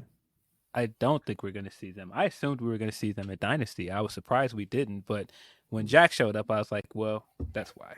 Yeah, you don't want to over-egg the pudding, do you? Yeah. Yeah, I don't think we're going to see them at Double or Nothing either. If we did, in what capacity would they show up? Making the save in this Anarchy match, I would think, if something crazy is going on. That would be the one spot I could see them turn up in. But maybe you save that for down the road. They could just do like a video package to kind of like hype that they're coming or something, I guess. I just hope they call the Bucks Generation Me the entire time. Oh, 100%. What a horrible name that was! My God. Reunite Eric Bischoff and Matt Me. Hardy just because. One more time. Why do you do these things, Jay? One more match. One more match is all I need. Willow Nightingale defending the AEW TBS Championship against Mercedes Moné. Chris, let me start with you this time. Mercedes is winning this, right? I don't know. I wouldn't take the title off Willow yet. That me personally, that doesn't mean that she's not going to win this, but you do have the angle they built up where she got attacked by someone. I wouldn't do it yet. Joe, you were what do you got, Joe? It's Chris Statlander who attacked her. Ah, there you go. Because Trent did a poison in her ear. Yeah. Ah. That's my theory. I'm with you though. Like, if Mercedes doesn't win this, and I think she's going to because whatever, but it then means that she then has to like fight her way back up the rankings that sometimes matter, sometimes don't. Like, either way, it'll be good, but I kind of don't want to see Willow lose it. But Mercedes can't lose her first match in the company, right? It's good storytelling, though. Think about it. Like, Why not? Why can't she? she's come in all big bravado. She's got a terrible theme song that everyone loves. Yeah. It's bad. Have a terrible it's heel bad. meltdown, like a terrible, like a Bret Hart destroy the ringside area meltdown when she doesn't win. That might work. I mean, the only other way you get out of that is to me, because you wanted to keep Willow looking strong, you have to do a full heel turn with Mercedes and put someone, whether like we were talking about earlier, whether it is Statlander or, I don't know. But yeah, that's it. To me, that's it. This is a weird, just to make this a title match right off the bat, especially with Willow just winning the title. She flips the belt. It doesn't really mean anything, which is unfortunate. Also, Mercedes works better as a heel. Yeah. Yeah. Oh, yeah. Yeah. Right, They do this thing where I can tell when a champion is going to drop the belt because they start doing all these title defenses. Like the second they did that title defense at Stardom and she won a match, I was like, Willow's losing. Because that's kind of what they do. They stack up the title defenses for somebody to make their title reign feel like something. And so, like I said, the second she had that title defense a week before the pay-per-view, I was like, yeah, she's losing. And so I just don't see a world where Mercedes loses her first match with the company. I just don't see that happening. No. And then on top of that, I do think Mercedes is going to turn heel. I think Statlander's possibly turning heel as well. I've had the long-running theory that nobody actually attacked Mercedes. It's all been a lie. I think she's pulling a Jussie Smollett on us. Nobody attacked her. I think this is all a big lie, and I think she's going to turn heel. That would explain some of the selling that was happening after that And the camera brutal work. attack. Yeah. I think this has all been a big hoax. Jay, I've seen this, the Mercedes run in AEW so far been described as a WWE character. And then when I read that, I thought, wow, she kind of is. Like, she's obviously rehearsed. She's obviously doing that weird standing with backstage where the camera's here, but you have to see her body, and she's looking at the monitor. And I'm like, no one stands this way. So it almost feels like she's playing into that. Is that what we see going on, Jay? I think so to a degree. I think it might just be like part of it could just be it's what Mercedes is comfortable with. Obviously, they brought in that writer she had in WWE who is working quite closely with her, from what I understand, and stuff like that. I think it's just it definitely like lends itself to Mercedes turning heel, though, for sure. Like that she's like it kind of reminds me in a weird way like Bobby Roode when he went to NXT. And he was like, I'm going to completely change the image of what people perceive NXT to be. And I feel like that's what Mercedes could do with the women's division by coming in. I'm the megastar. I'm going to make everyone wrestle like me and everyone kind of like be part of my vision sort of thing. I do think it's too early to take the belt off Willow. And I think when you're saying about shot booking, I think the one thing that could be a really good shot booking thing here would be Willow retaining. And then Mercedes turn heel, because it does leave you with a lot more compelling kind of story, like avenues to go down, with like how Mercedes bounces back from that and how Mercedes handles that. I think we're all in agreement. Like Mercedes should be probably turning heel here. Like that would be a good way to kind of do it, and then have it like cheat to beat Willow in the rematch. Yeah, I will say, I think that this has done a lot of goodwill for Willow. I think having her on TV more has helped her a lot. I think her promos have been exceptional. That one-liner she did during the contract signing was fantastic. And I think just as a character, she's come off looking a lot better. The other kind of telltale sign of I think she's going to lose here is if you guys have noticed with the TBS title, every woman that has won that belt is a homegrown talent. Jade Cargill, Julia Hart. Chris Statlander, Julia Hart, Willow Nightingale, all homegrowns. And I think that's the point that Willow was trying to make during the contract signing of, hey, this belt means something to us here because we have to work to get here. You come here and you just jump to the front of the line and you think you could just take this belt. And I think that is why she's going to win. Because, again, I think it's a heel turn. I think also her putting over her accomplishments somewhere else. We saw how the crowd turned on Saraya when she did that to Britt Baker. I think all of this is intentional. I think it's all a heel turn. crowd just turned on to Ray. She's awful. But I mean, specifically in that promo with Britt, and she was like, "Don't worry." Yeah, super. I'm a bigger star than you. The crowd like immediately booed her because the AEW crowd is loyal to their people. They're loyal to homegrowns, and so I think that's part of what Mercedes is doing here that's working. Because I think it was Dave Meltzer where he was saying that this isn't working because the crowd doesn't like her. They're booing her, but I'm like, this is clearly intentional though. Like, you not see like certain things they're doing. They're giving the crowd a reason to boo her. I think it's intentional now. I don't think it was intentional to start out. Like, they definitely, with the way that they did her theme music and everything, it definitely was intended for her to be a big over baby face coming in. It just the cards didn't fall that way. I think they did a good job of shifting to where they were going, but I wouldn't say that's when they brought her in. They thought that she was going to just be a heel right off the bat. Learning tree. Oh wow! Brought it full circle. What I will say about like people kind of crapping on Mercedes Monet's promo so far, I would go back and watch Sasha Banks. She's never been like a 5-star promo or anything. Like, that's not where she shines, is in the ring, which is why maybe I would have brought her instead of just doing it because it was Boston, saved it closer to this pay-per-view. So you didn't just have like 2 months of her doing nothing, basically. I get you that, yeah. Has anyone ever done a graph of contract signings and the person who gets put through the table and if they win or not? Yeah. Good question. If not, someone work on it. Jeffrey's probably done it. Jeffrey, get on that. Yeah. Who got put through the table in the Cody? Oh, that's right. It was one of Logan's minions. It wasn't actually Logan Paul. Oh, yeah, it was Buttons. I think he was one of those guys wearing the Prime shirts. Binky John, I think he was called. Yeah. It wasn't Captain Onions, was it? Hey, he's got layers. I love that. Oh, he's got layers. Oh God, I love it. Are you kidding me?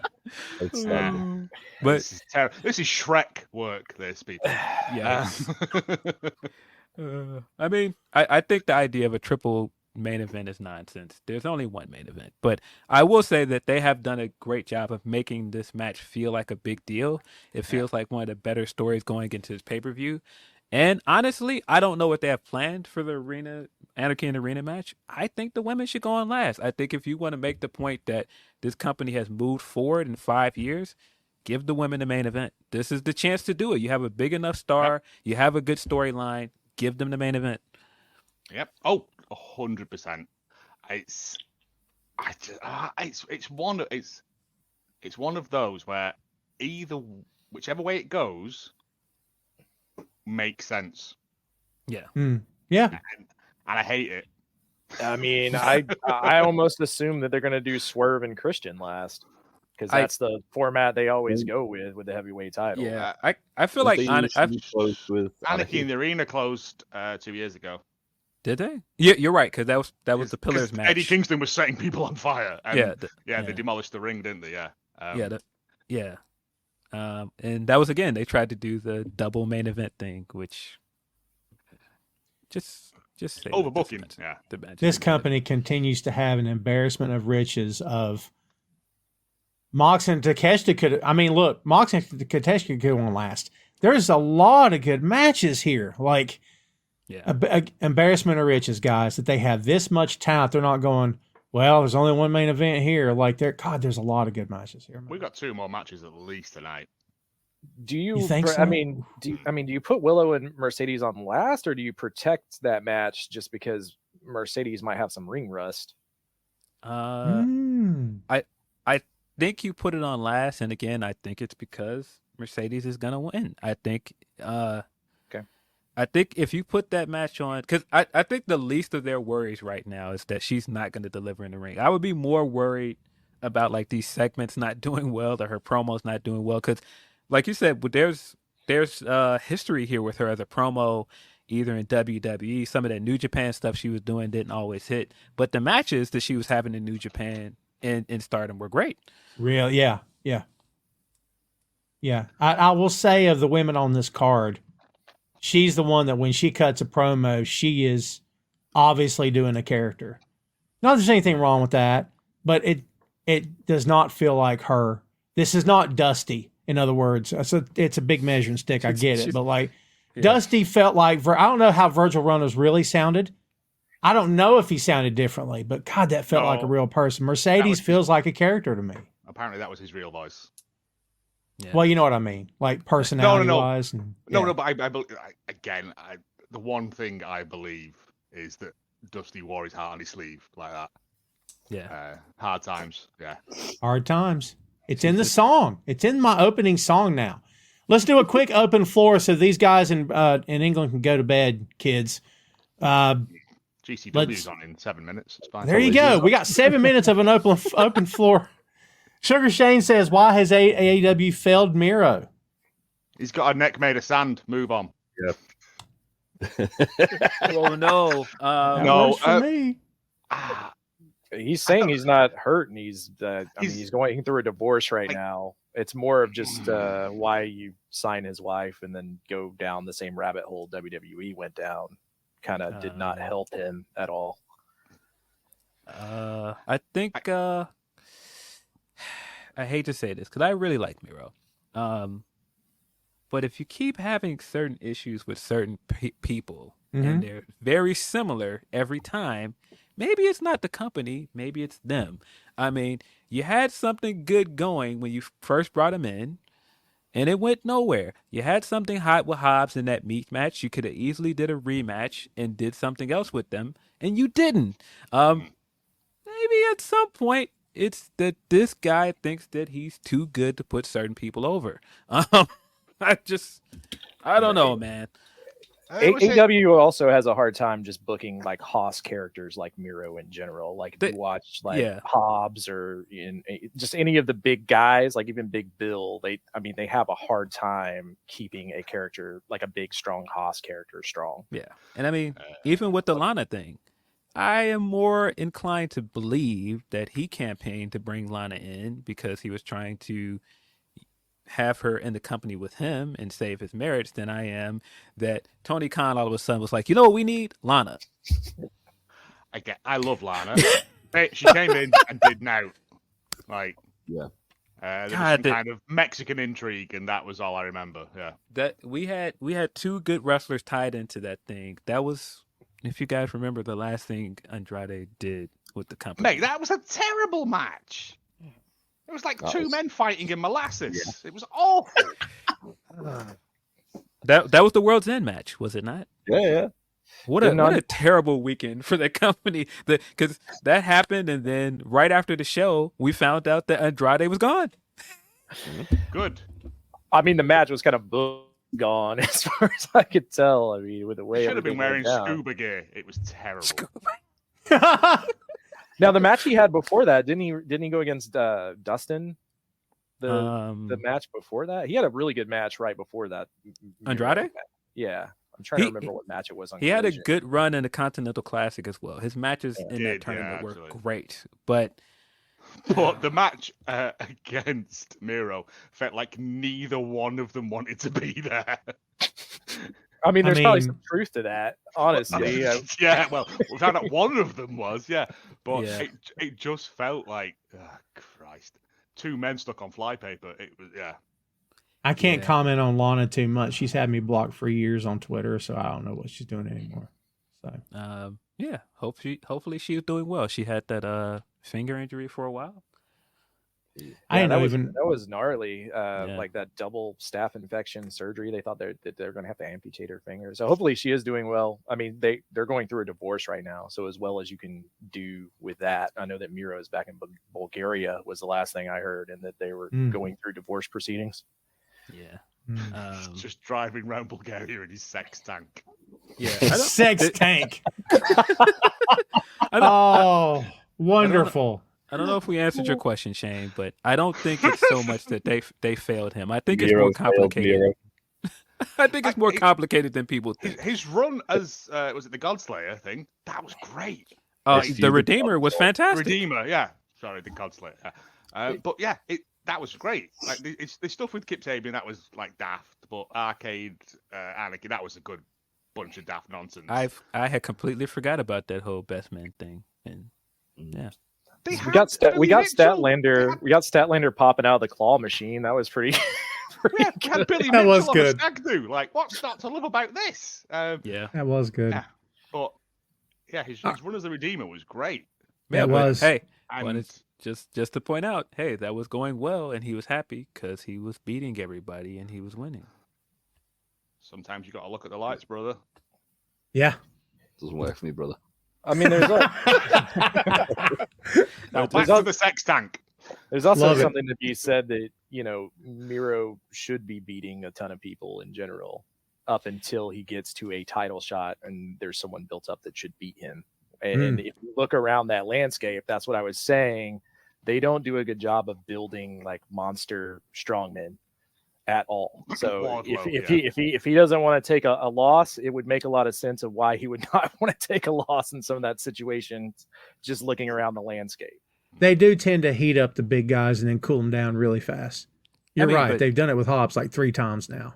And that's what I was about to get to. I understand for him to be beating certain guys, and he should be protected in some ways, but they should have done a rematch to that Hobbs match, and I do think that Hobbs should have beat him.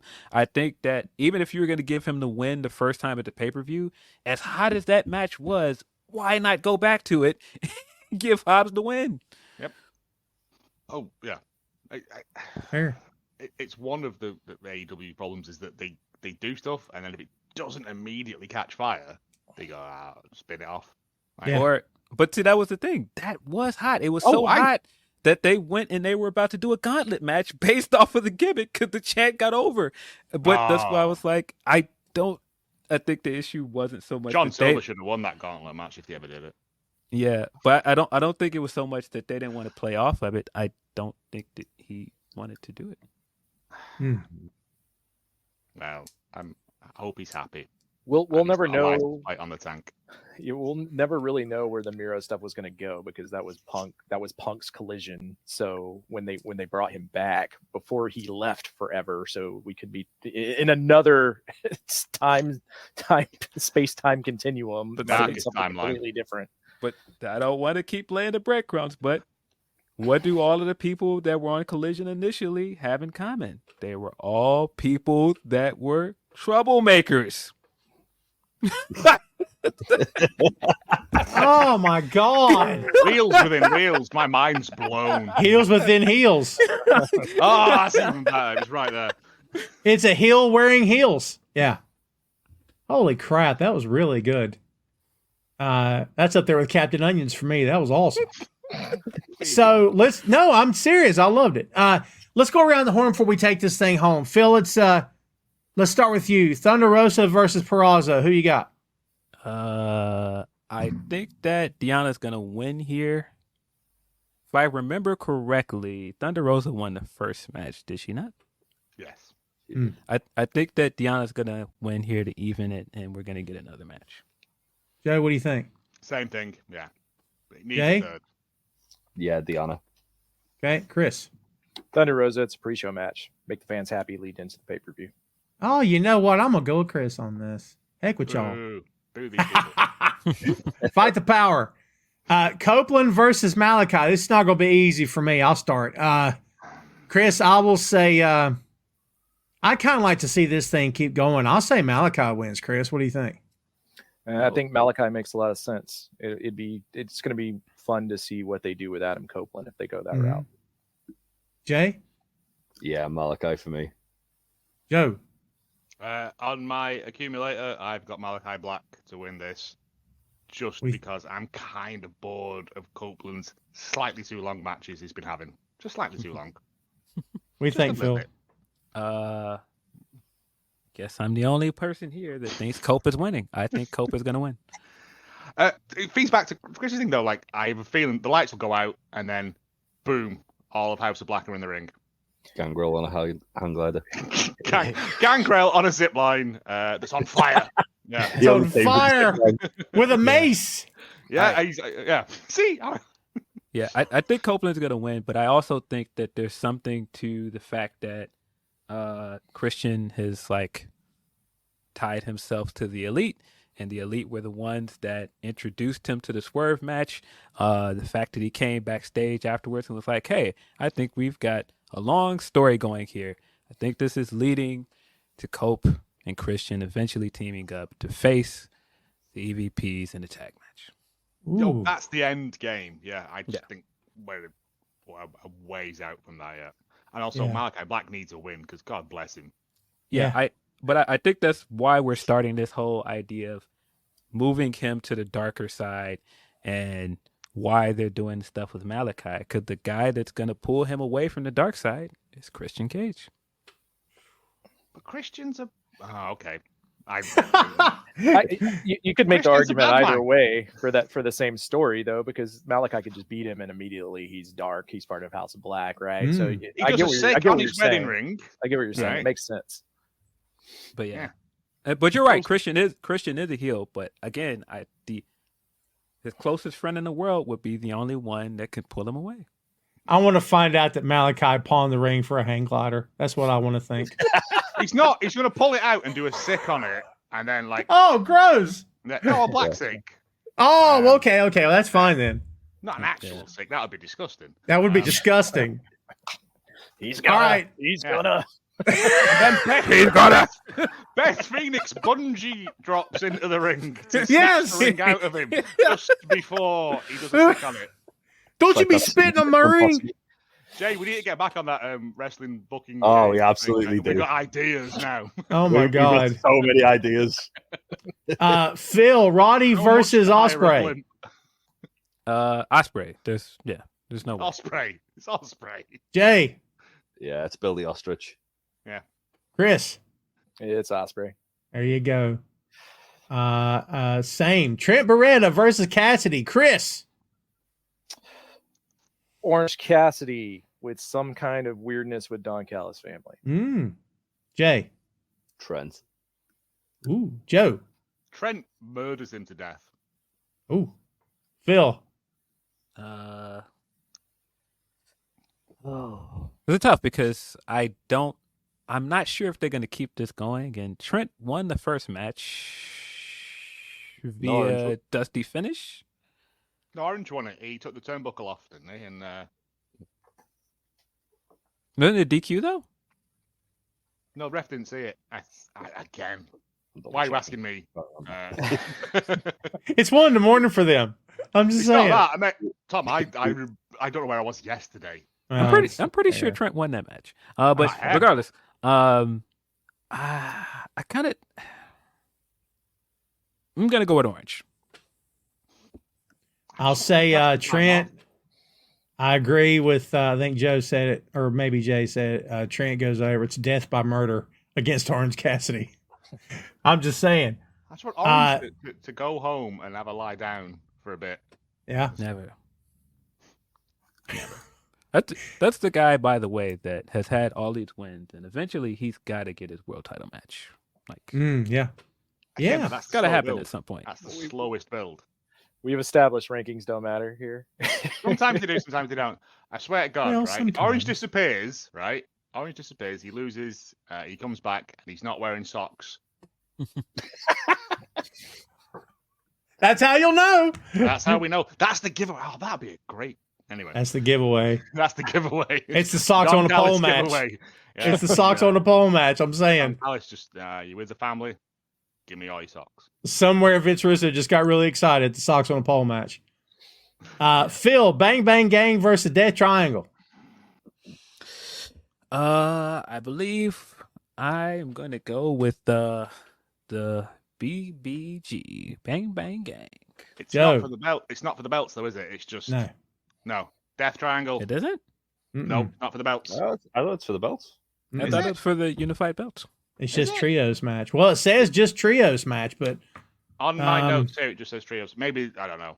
Maybe I've not watched Rampage yet, so I don't know. But if it's for the anyway, my point remains the same. Death Triangle always. yeah, it just says trios match. What do you think, Jay? Bang Bang Gang. Yep. Chris? These belts don't matter. I'm going to go with Death Triangle. And ownership of the little cart to drag them around as well. The cart's Plus, great. Robinson. I have too many to carry. I've got a cart now. Yeah, I'll go with that. Chris. Well, all right, Chris, I'm throwing it to you, but it's Chris Jericho versus Hook. What you got? And Versus- Shibata. And Shibata. Shibata. Why not? That'd at least be entertaining. What do you think, Jay? Jericho. Being Joe. skated, just, yeah. Yeah. I'm gonna flip a coin and hope it explodes and kills me somehow. Jericho's winning it, isn't he? Like he's Yes. gonna run this thing into the ground. Yes. Yes, he is. Yes, he is. Jericho's definitely winning here. Yeah, I would say. Mox versus Takeshita. Phil, it's got to be Mox, right? Yes. Joe? I think Takeshita. Ooh. Jay? I also think Takeshita. Oh. Chris? Moxley, just because of the Japanese politics. Yeah. I'm That the and- tiebreaker. How about that? That and you really think they're gonna have the IWGP champion lose on a pay-per-view before Forbidden Door? I don't see that. And I six. say Mox. You just don't believe in my sexy boy Takeshita. That's fine. I'm saying. Hey man, I do. The guy, they keep reminding us that he beat Kenny Omega, but that didn't go anywhere. So, No, because see what Don Callis has been doing. He's been hypnotically training Takeshita to imagine John Moxley as a huge Cinnabon. Yeah. What a weird time period. Ibushi was on TV. All these things that we just forgot happened. Yeah. I'm going to break the tie and say Mox goes God, over. I forgot Ibushi on his little bike. I Yes. forgot about that. So is Ibushi is like really like he messed up both ankles. Really right? So he's injured. gonna be gone He's for like broken. 2 years. He's out for a while. He looked awful in that Noah match. I was like, please just take some time off, man. Yeah. Hopefully he can get back to a semblance of what he was before, because I like Kota Ibushi a lot. I mean, he and Naito tried to kill each other for 2 years. I mean, did all they could to kill each other, Yeah, you would think it would be the neck going, not his both of his ankles and legs. Yeah. See, that's the Japanese problem. They focus on the neck strong. Bottom end of the body, nothing there. Yeah. Yeah. Nothing there. No socks. There's no socks. I'm just saying. Let's see. Phil, Tony Storm versus Deeb. Tony time. There's no way Tony. he's winning this. Joe. Tony. Jay. Tony. All right, Chris. Tony. There you go. I'd like to Tony. see Tony win clean, actually. Of course. Ooh, yeah, could be. So Chris, Elite versus Team AEW. I mean the Elite. Jay? The Elite. Yeah, Joe. The Elite Hangman comes back to help. Ooh, Phil. Yeah, elite. There you go. I would say Elite as well.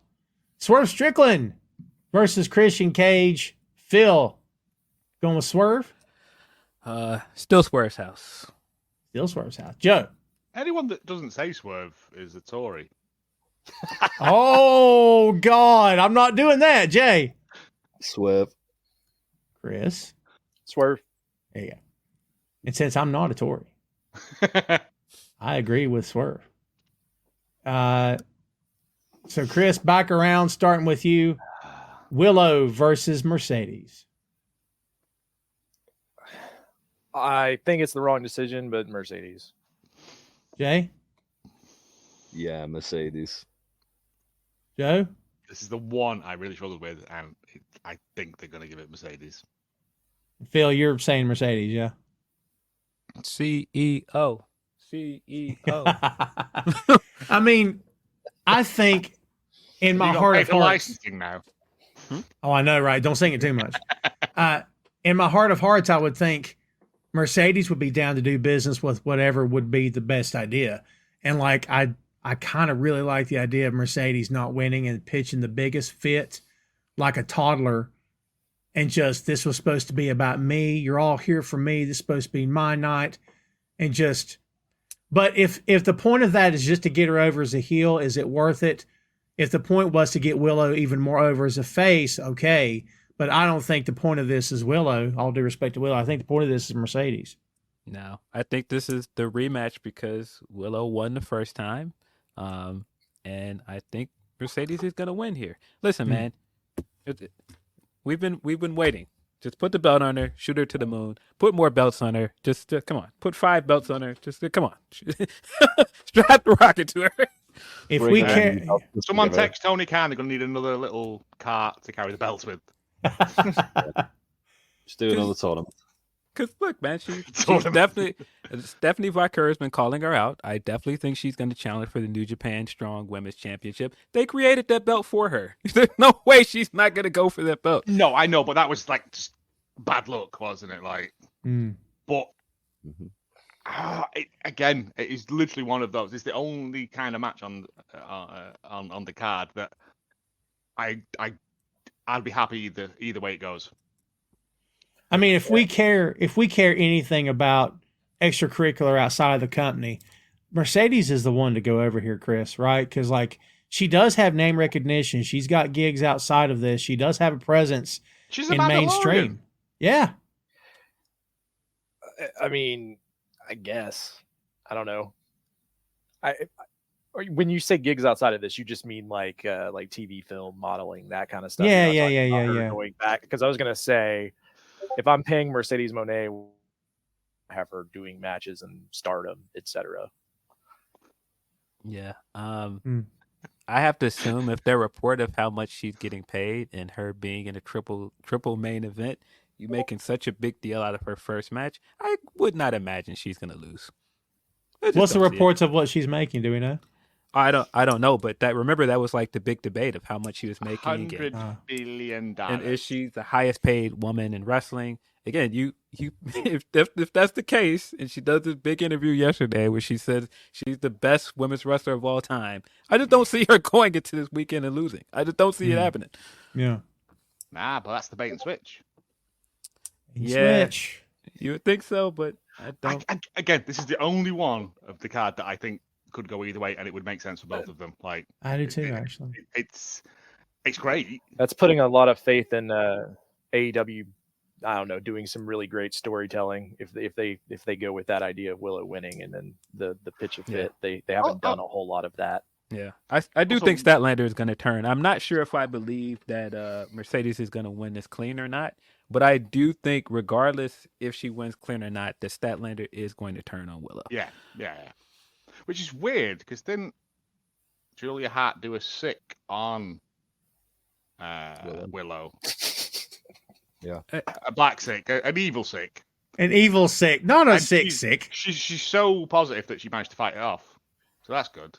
Yeah, it's the power of positivity. Who had that? Who was that gimmick? Was that a certain guy that is in the news for some other stuff? Yeah, I was going to say you might want to avoid that. Oh. I'm clearly forgot who the gimmick belonged to. Although I was outside my wrestling yesterday. Voice like this. Women wrestlers tend to get paid more than men wrestlers because there's less of them, and you have to have one on a show. Really? Who said this? I was talking to some people. Again, this was in like Bolton, but like the promotion near my house. But he says that women wrestlers there get paid more because there's less of them. Yeah. And so they have to come from further away. Like at the moment that promotion there is one woman on the roster who is the champion. Wow. Yeah, it's bad. Oh, it's bad. Yeah. I was always told we never booked any little people for matches, but I was always told that they are not cheap because it's more of a novelty show than anything else. And there's not there's a lot of promotions with little people in any given area at any given time. So you're going to pay a lot to book those guys, but they usually tend to fill the house up. What you should have done is just provide everyone with reverse binoculars, and everyone's a little person. Well, there you go. That's why you couldn't believe this big brain thinking. Well, it's 1 a.m. in England, 1:17, and it's 8:17 here, and it's 7:17 where Phil is. So depending on where you are in the world, we're going to call it a night and say good evening to you. Phil, let's start. Let's go around the horn with you.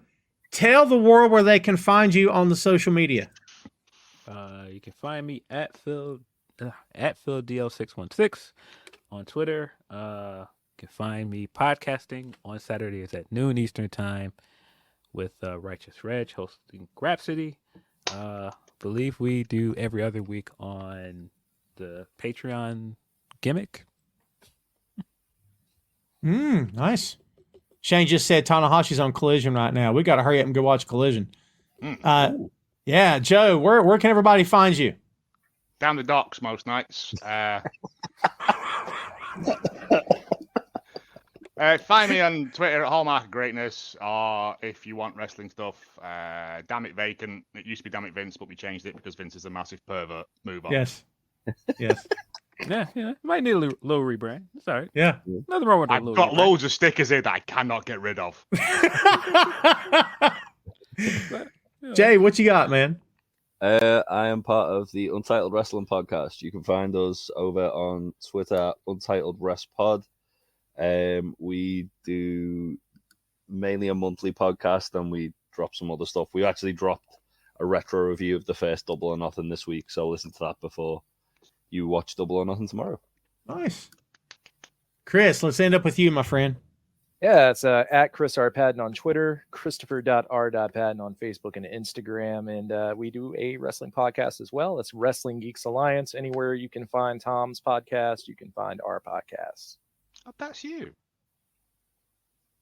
Yeah. That's him. I never put the two together. I'm such an idiot. So, yeah, we're going to call it a night. Guys, thanks so much. Everybody hang out for a sec. Thank you guys so much for coming back for the comeback show of the main event. I appreciate all you guys very much. And we will be recording together soon. So, guys, thanks for everything. I appreciate you. All right. Everybody's going away. And I went away too. See that? That's what happens. All right, there we are.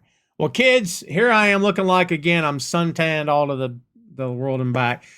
Look, thanks everybody for tuning in tonight. Thanks very much for being here for the big comeback show. It's only been a month of Sunday since I was here. Jeffrey's saying, please don't be gone another 3 months. You have my word. You have my word, Jeffrey. I will be back. Right now, the time slot for the main event will be 6:05 on Saturdays, Eastern time, of course. If that changes, and it may, I will let everybody know. Hopefully you guys have been checking out the promos leading up to this show. You know, I went with a very post-apocalyptic feel, like we didn't pay the bills and they were cutting the cable off. So go back and look at the promos and the teasers if you want to. If you saw them, thank you very much. And again, thanks for tuning in. I appreciate it very much. You guys have been the best. Thanks again for being patient with me. And trust me, kids, when I tell you, we'll be back again very, very soon. In fact, a week from today. Don't miss us. 6:05 here on the Facebook. Thanks again, everybody, for everything. Have a great night, folks. Enjoy the show tomorrow, and we will see you next week, kids.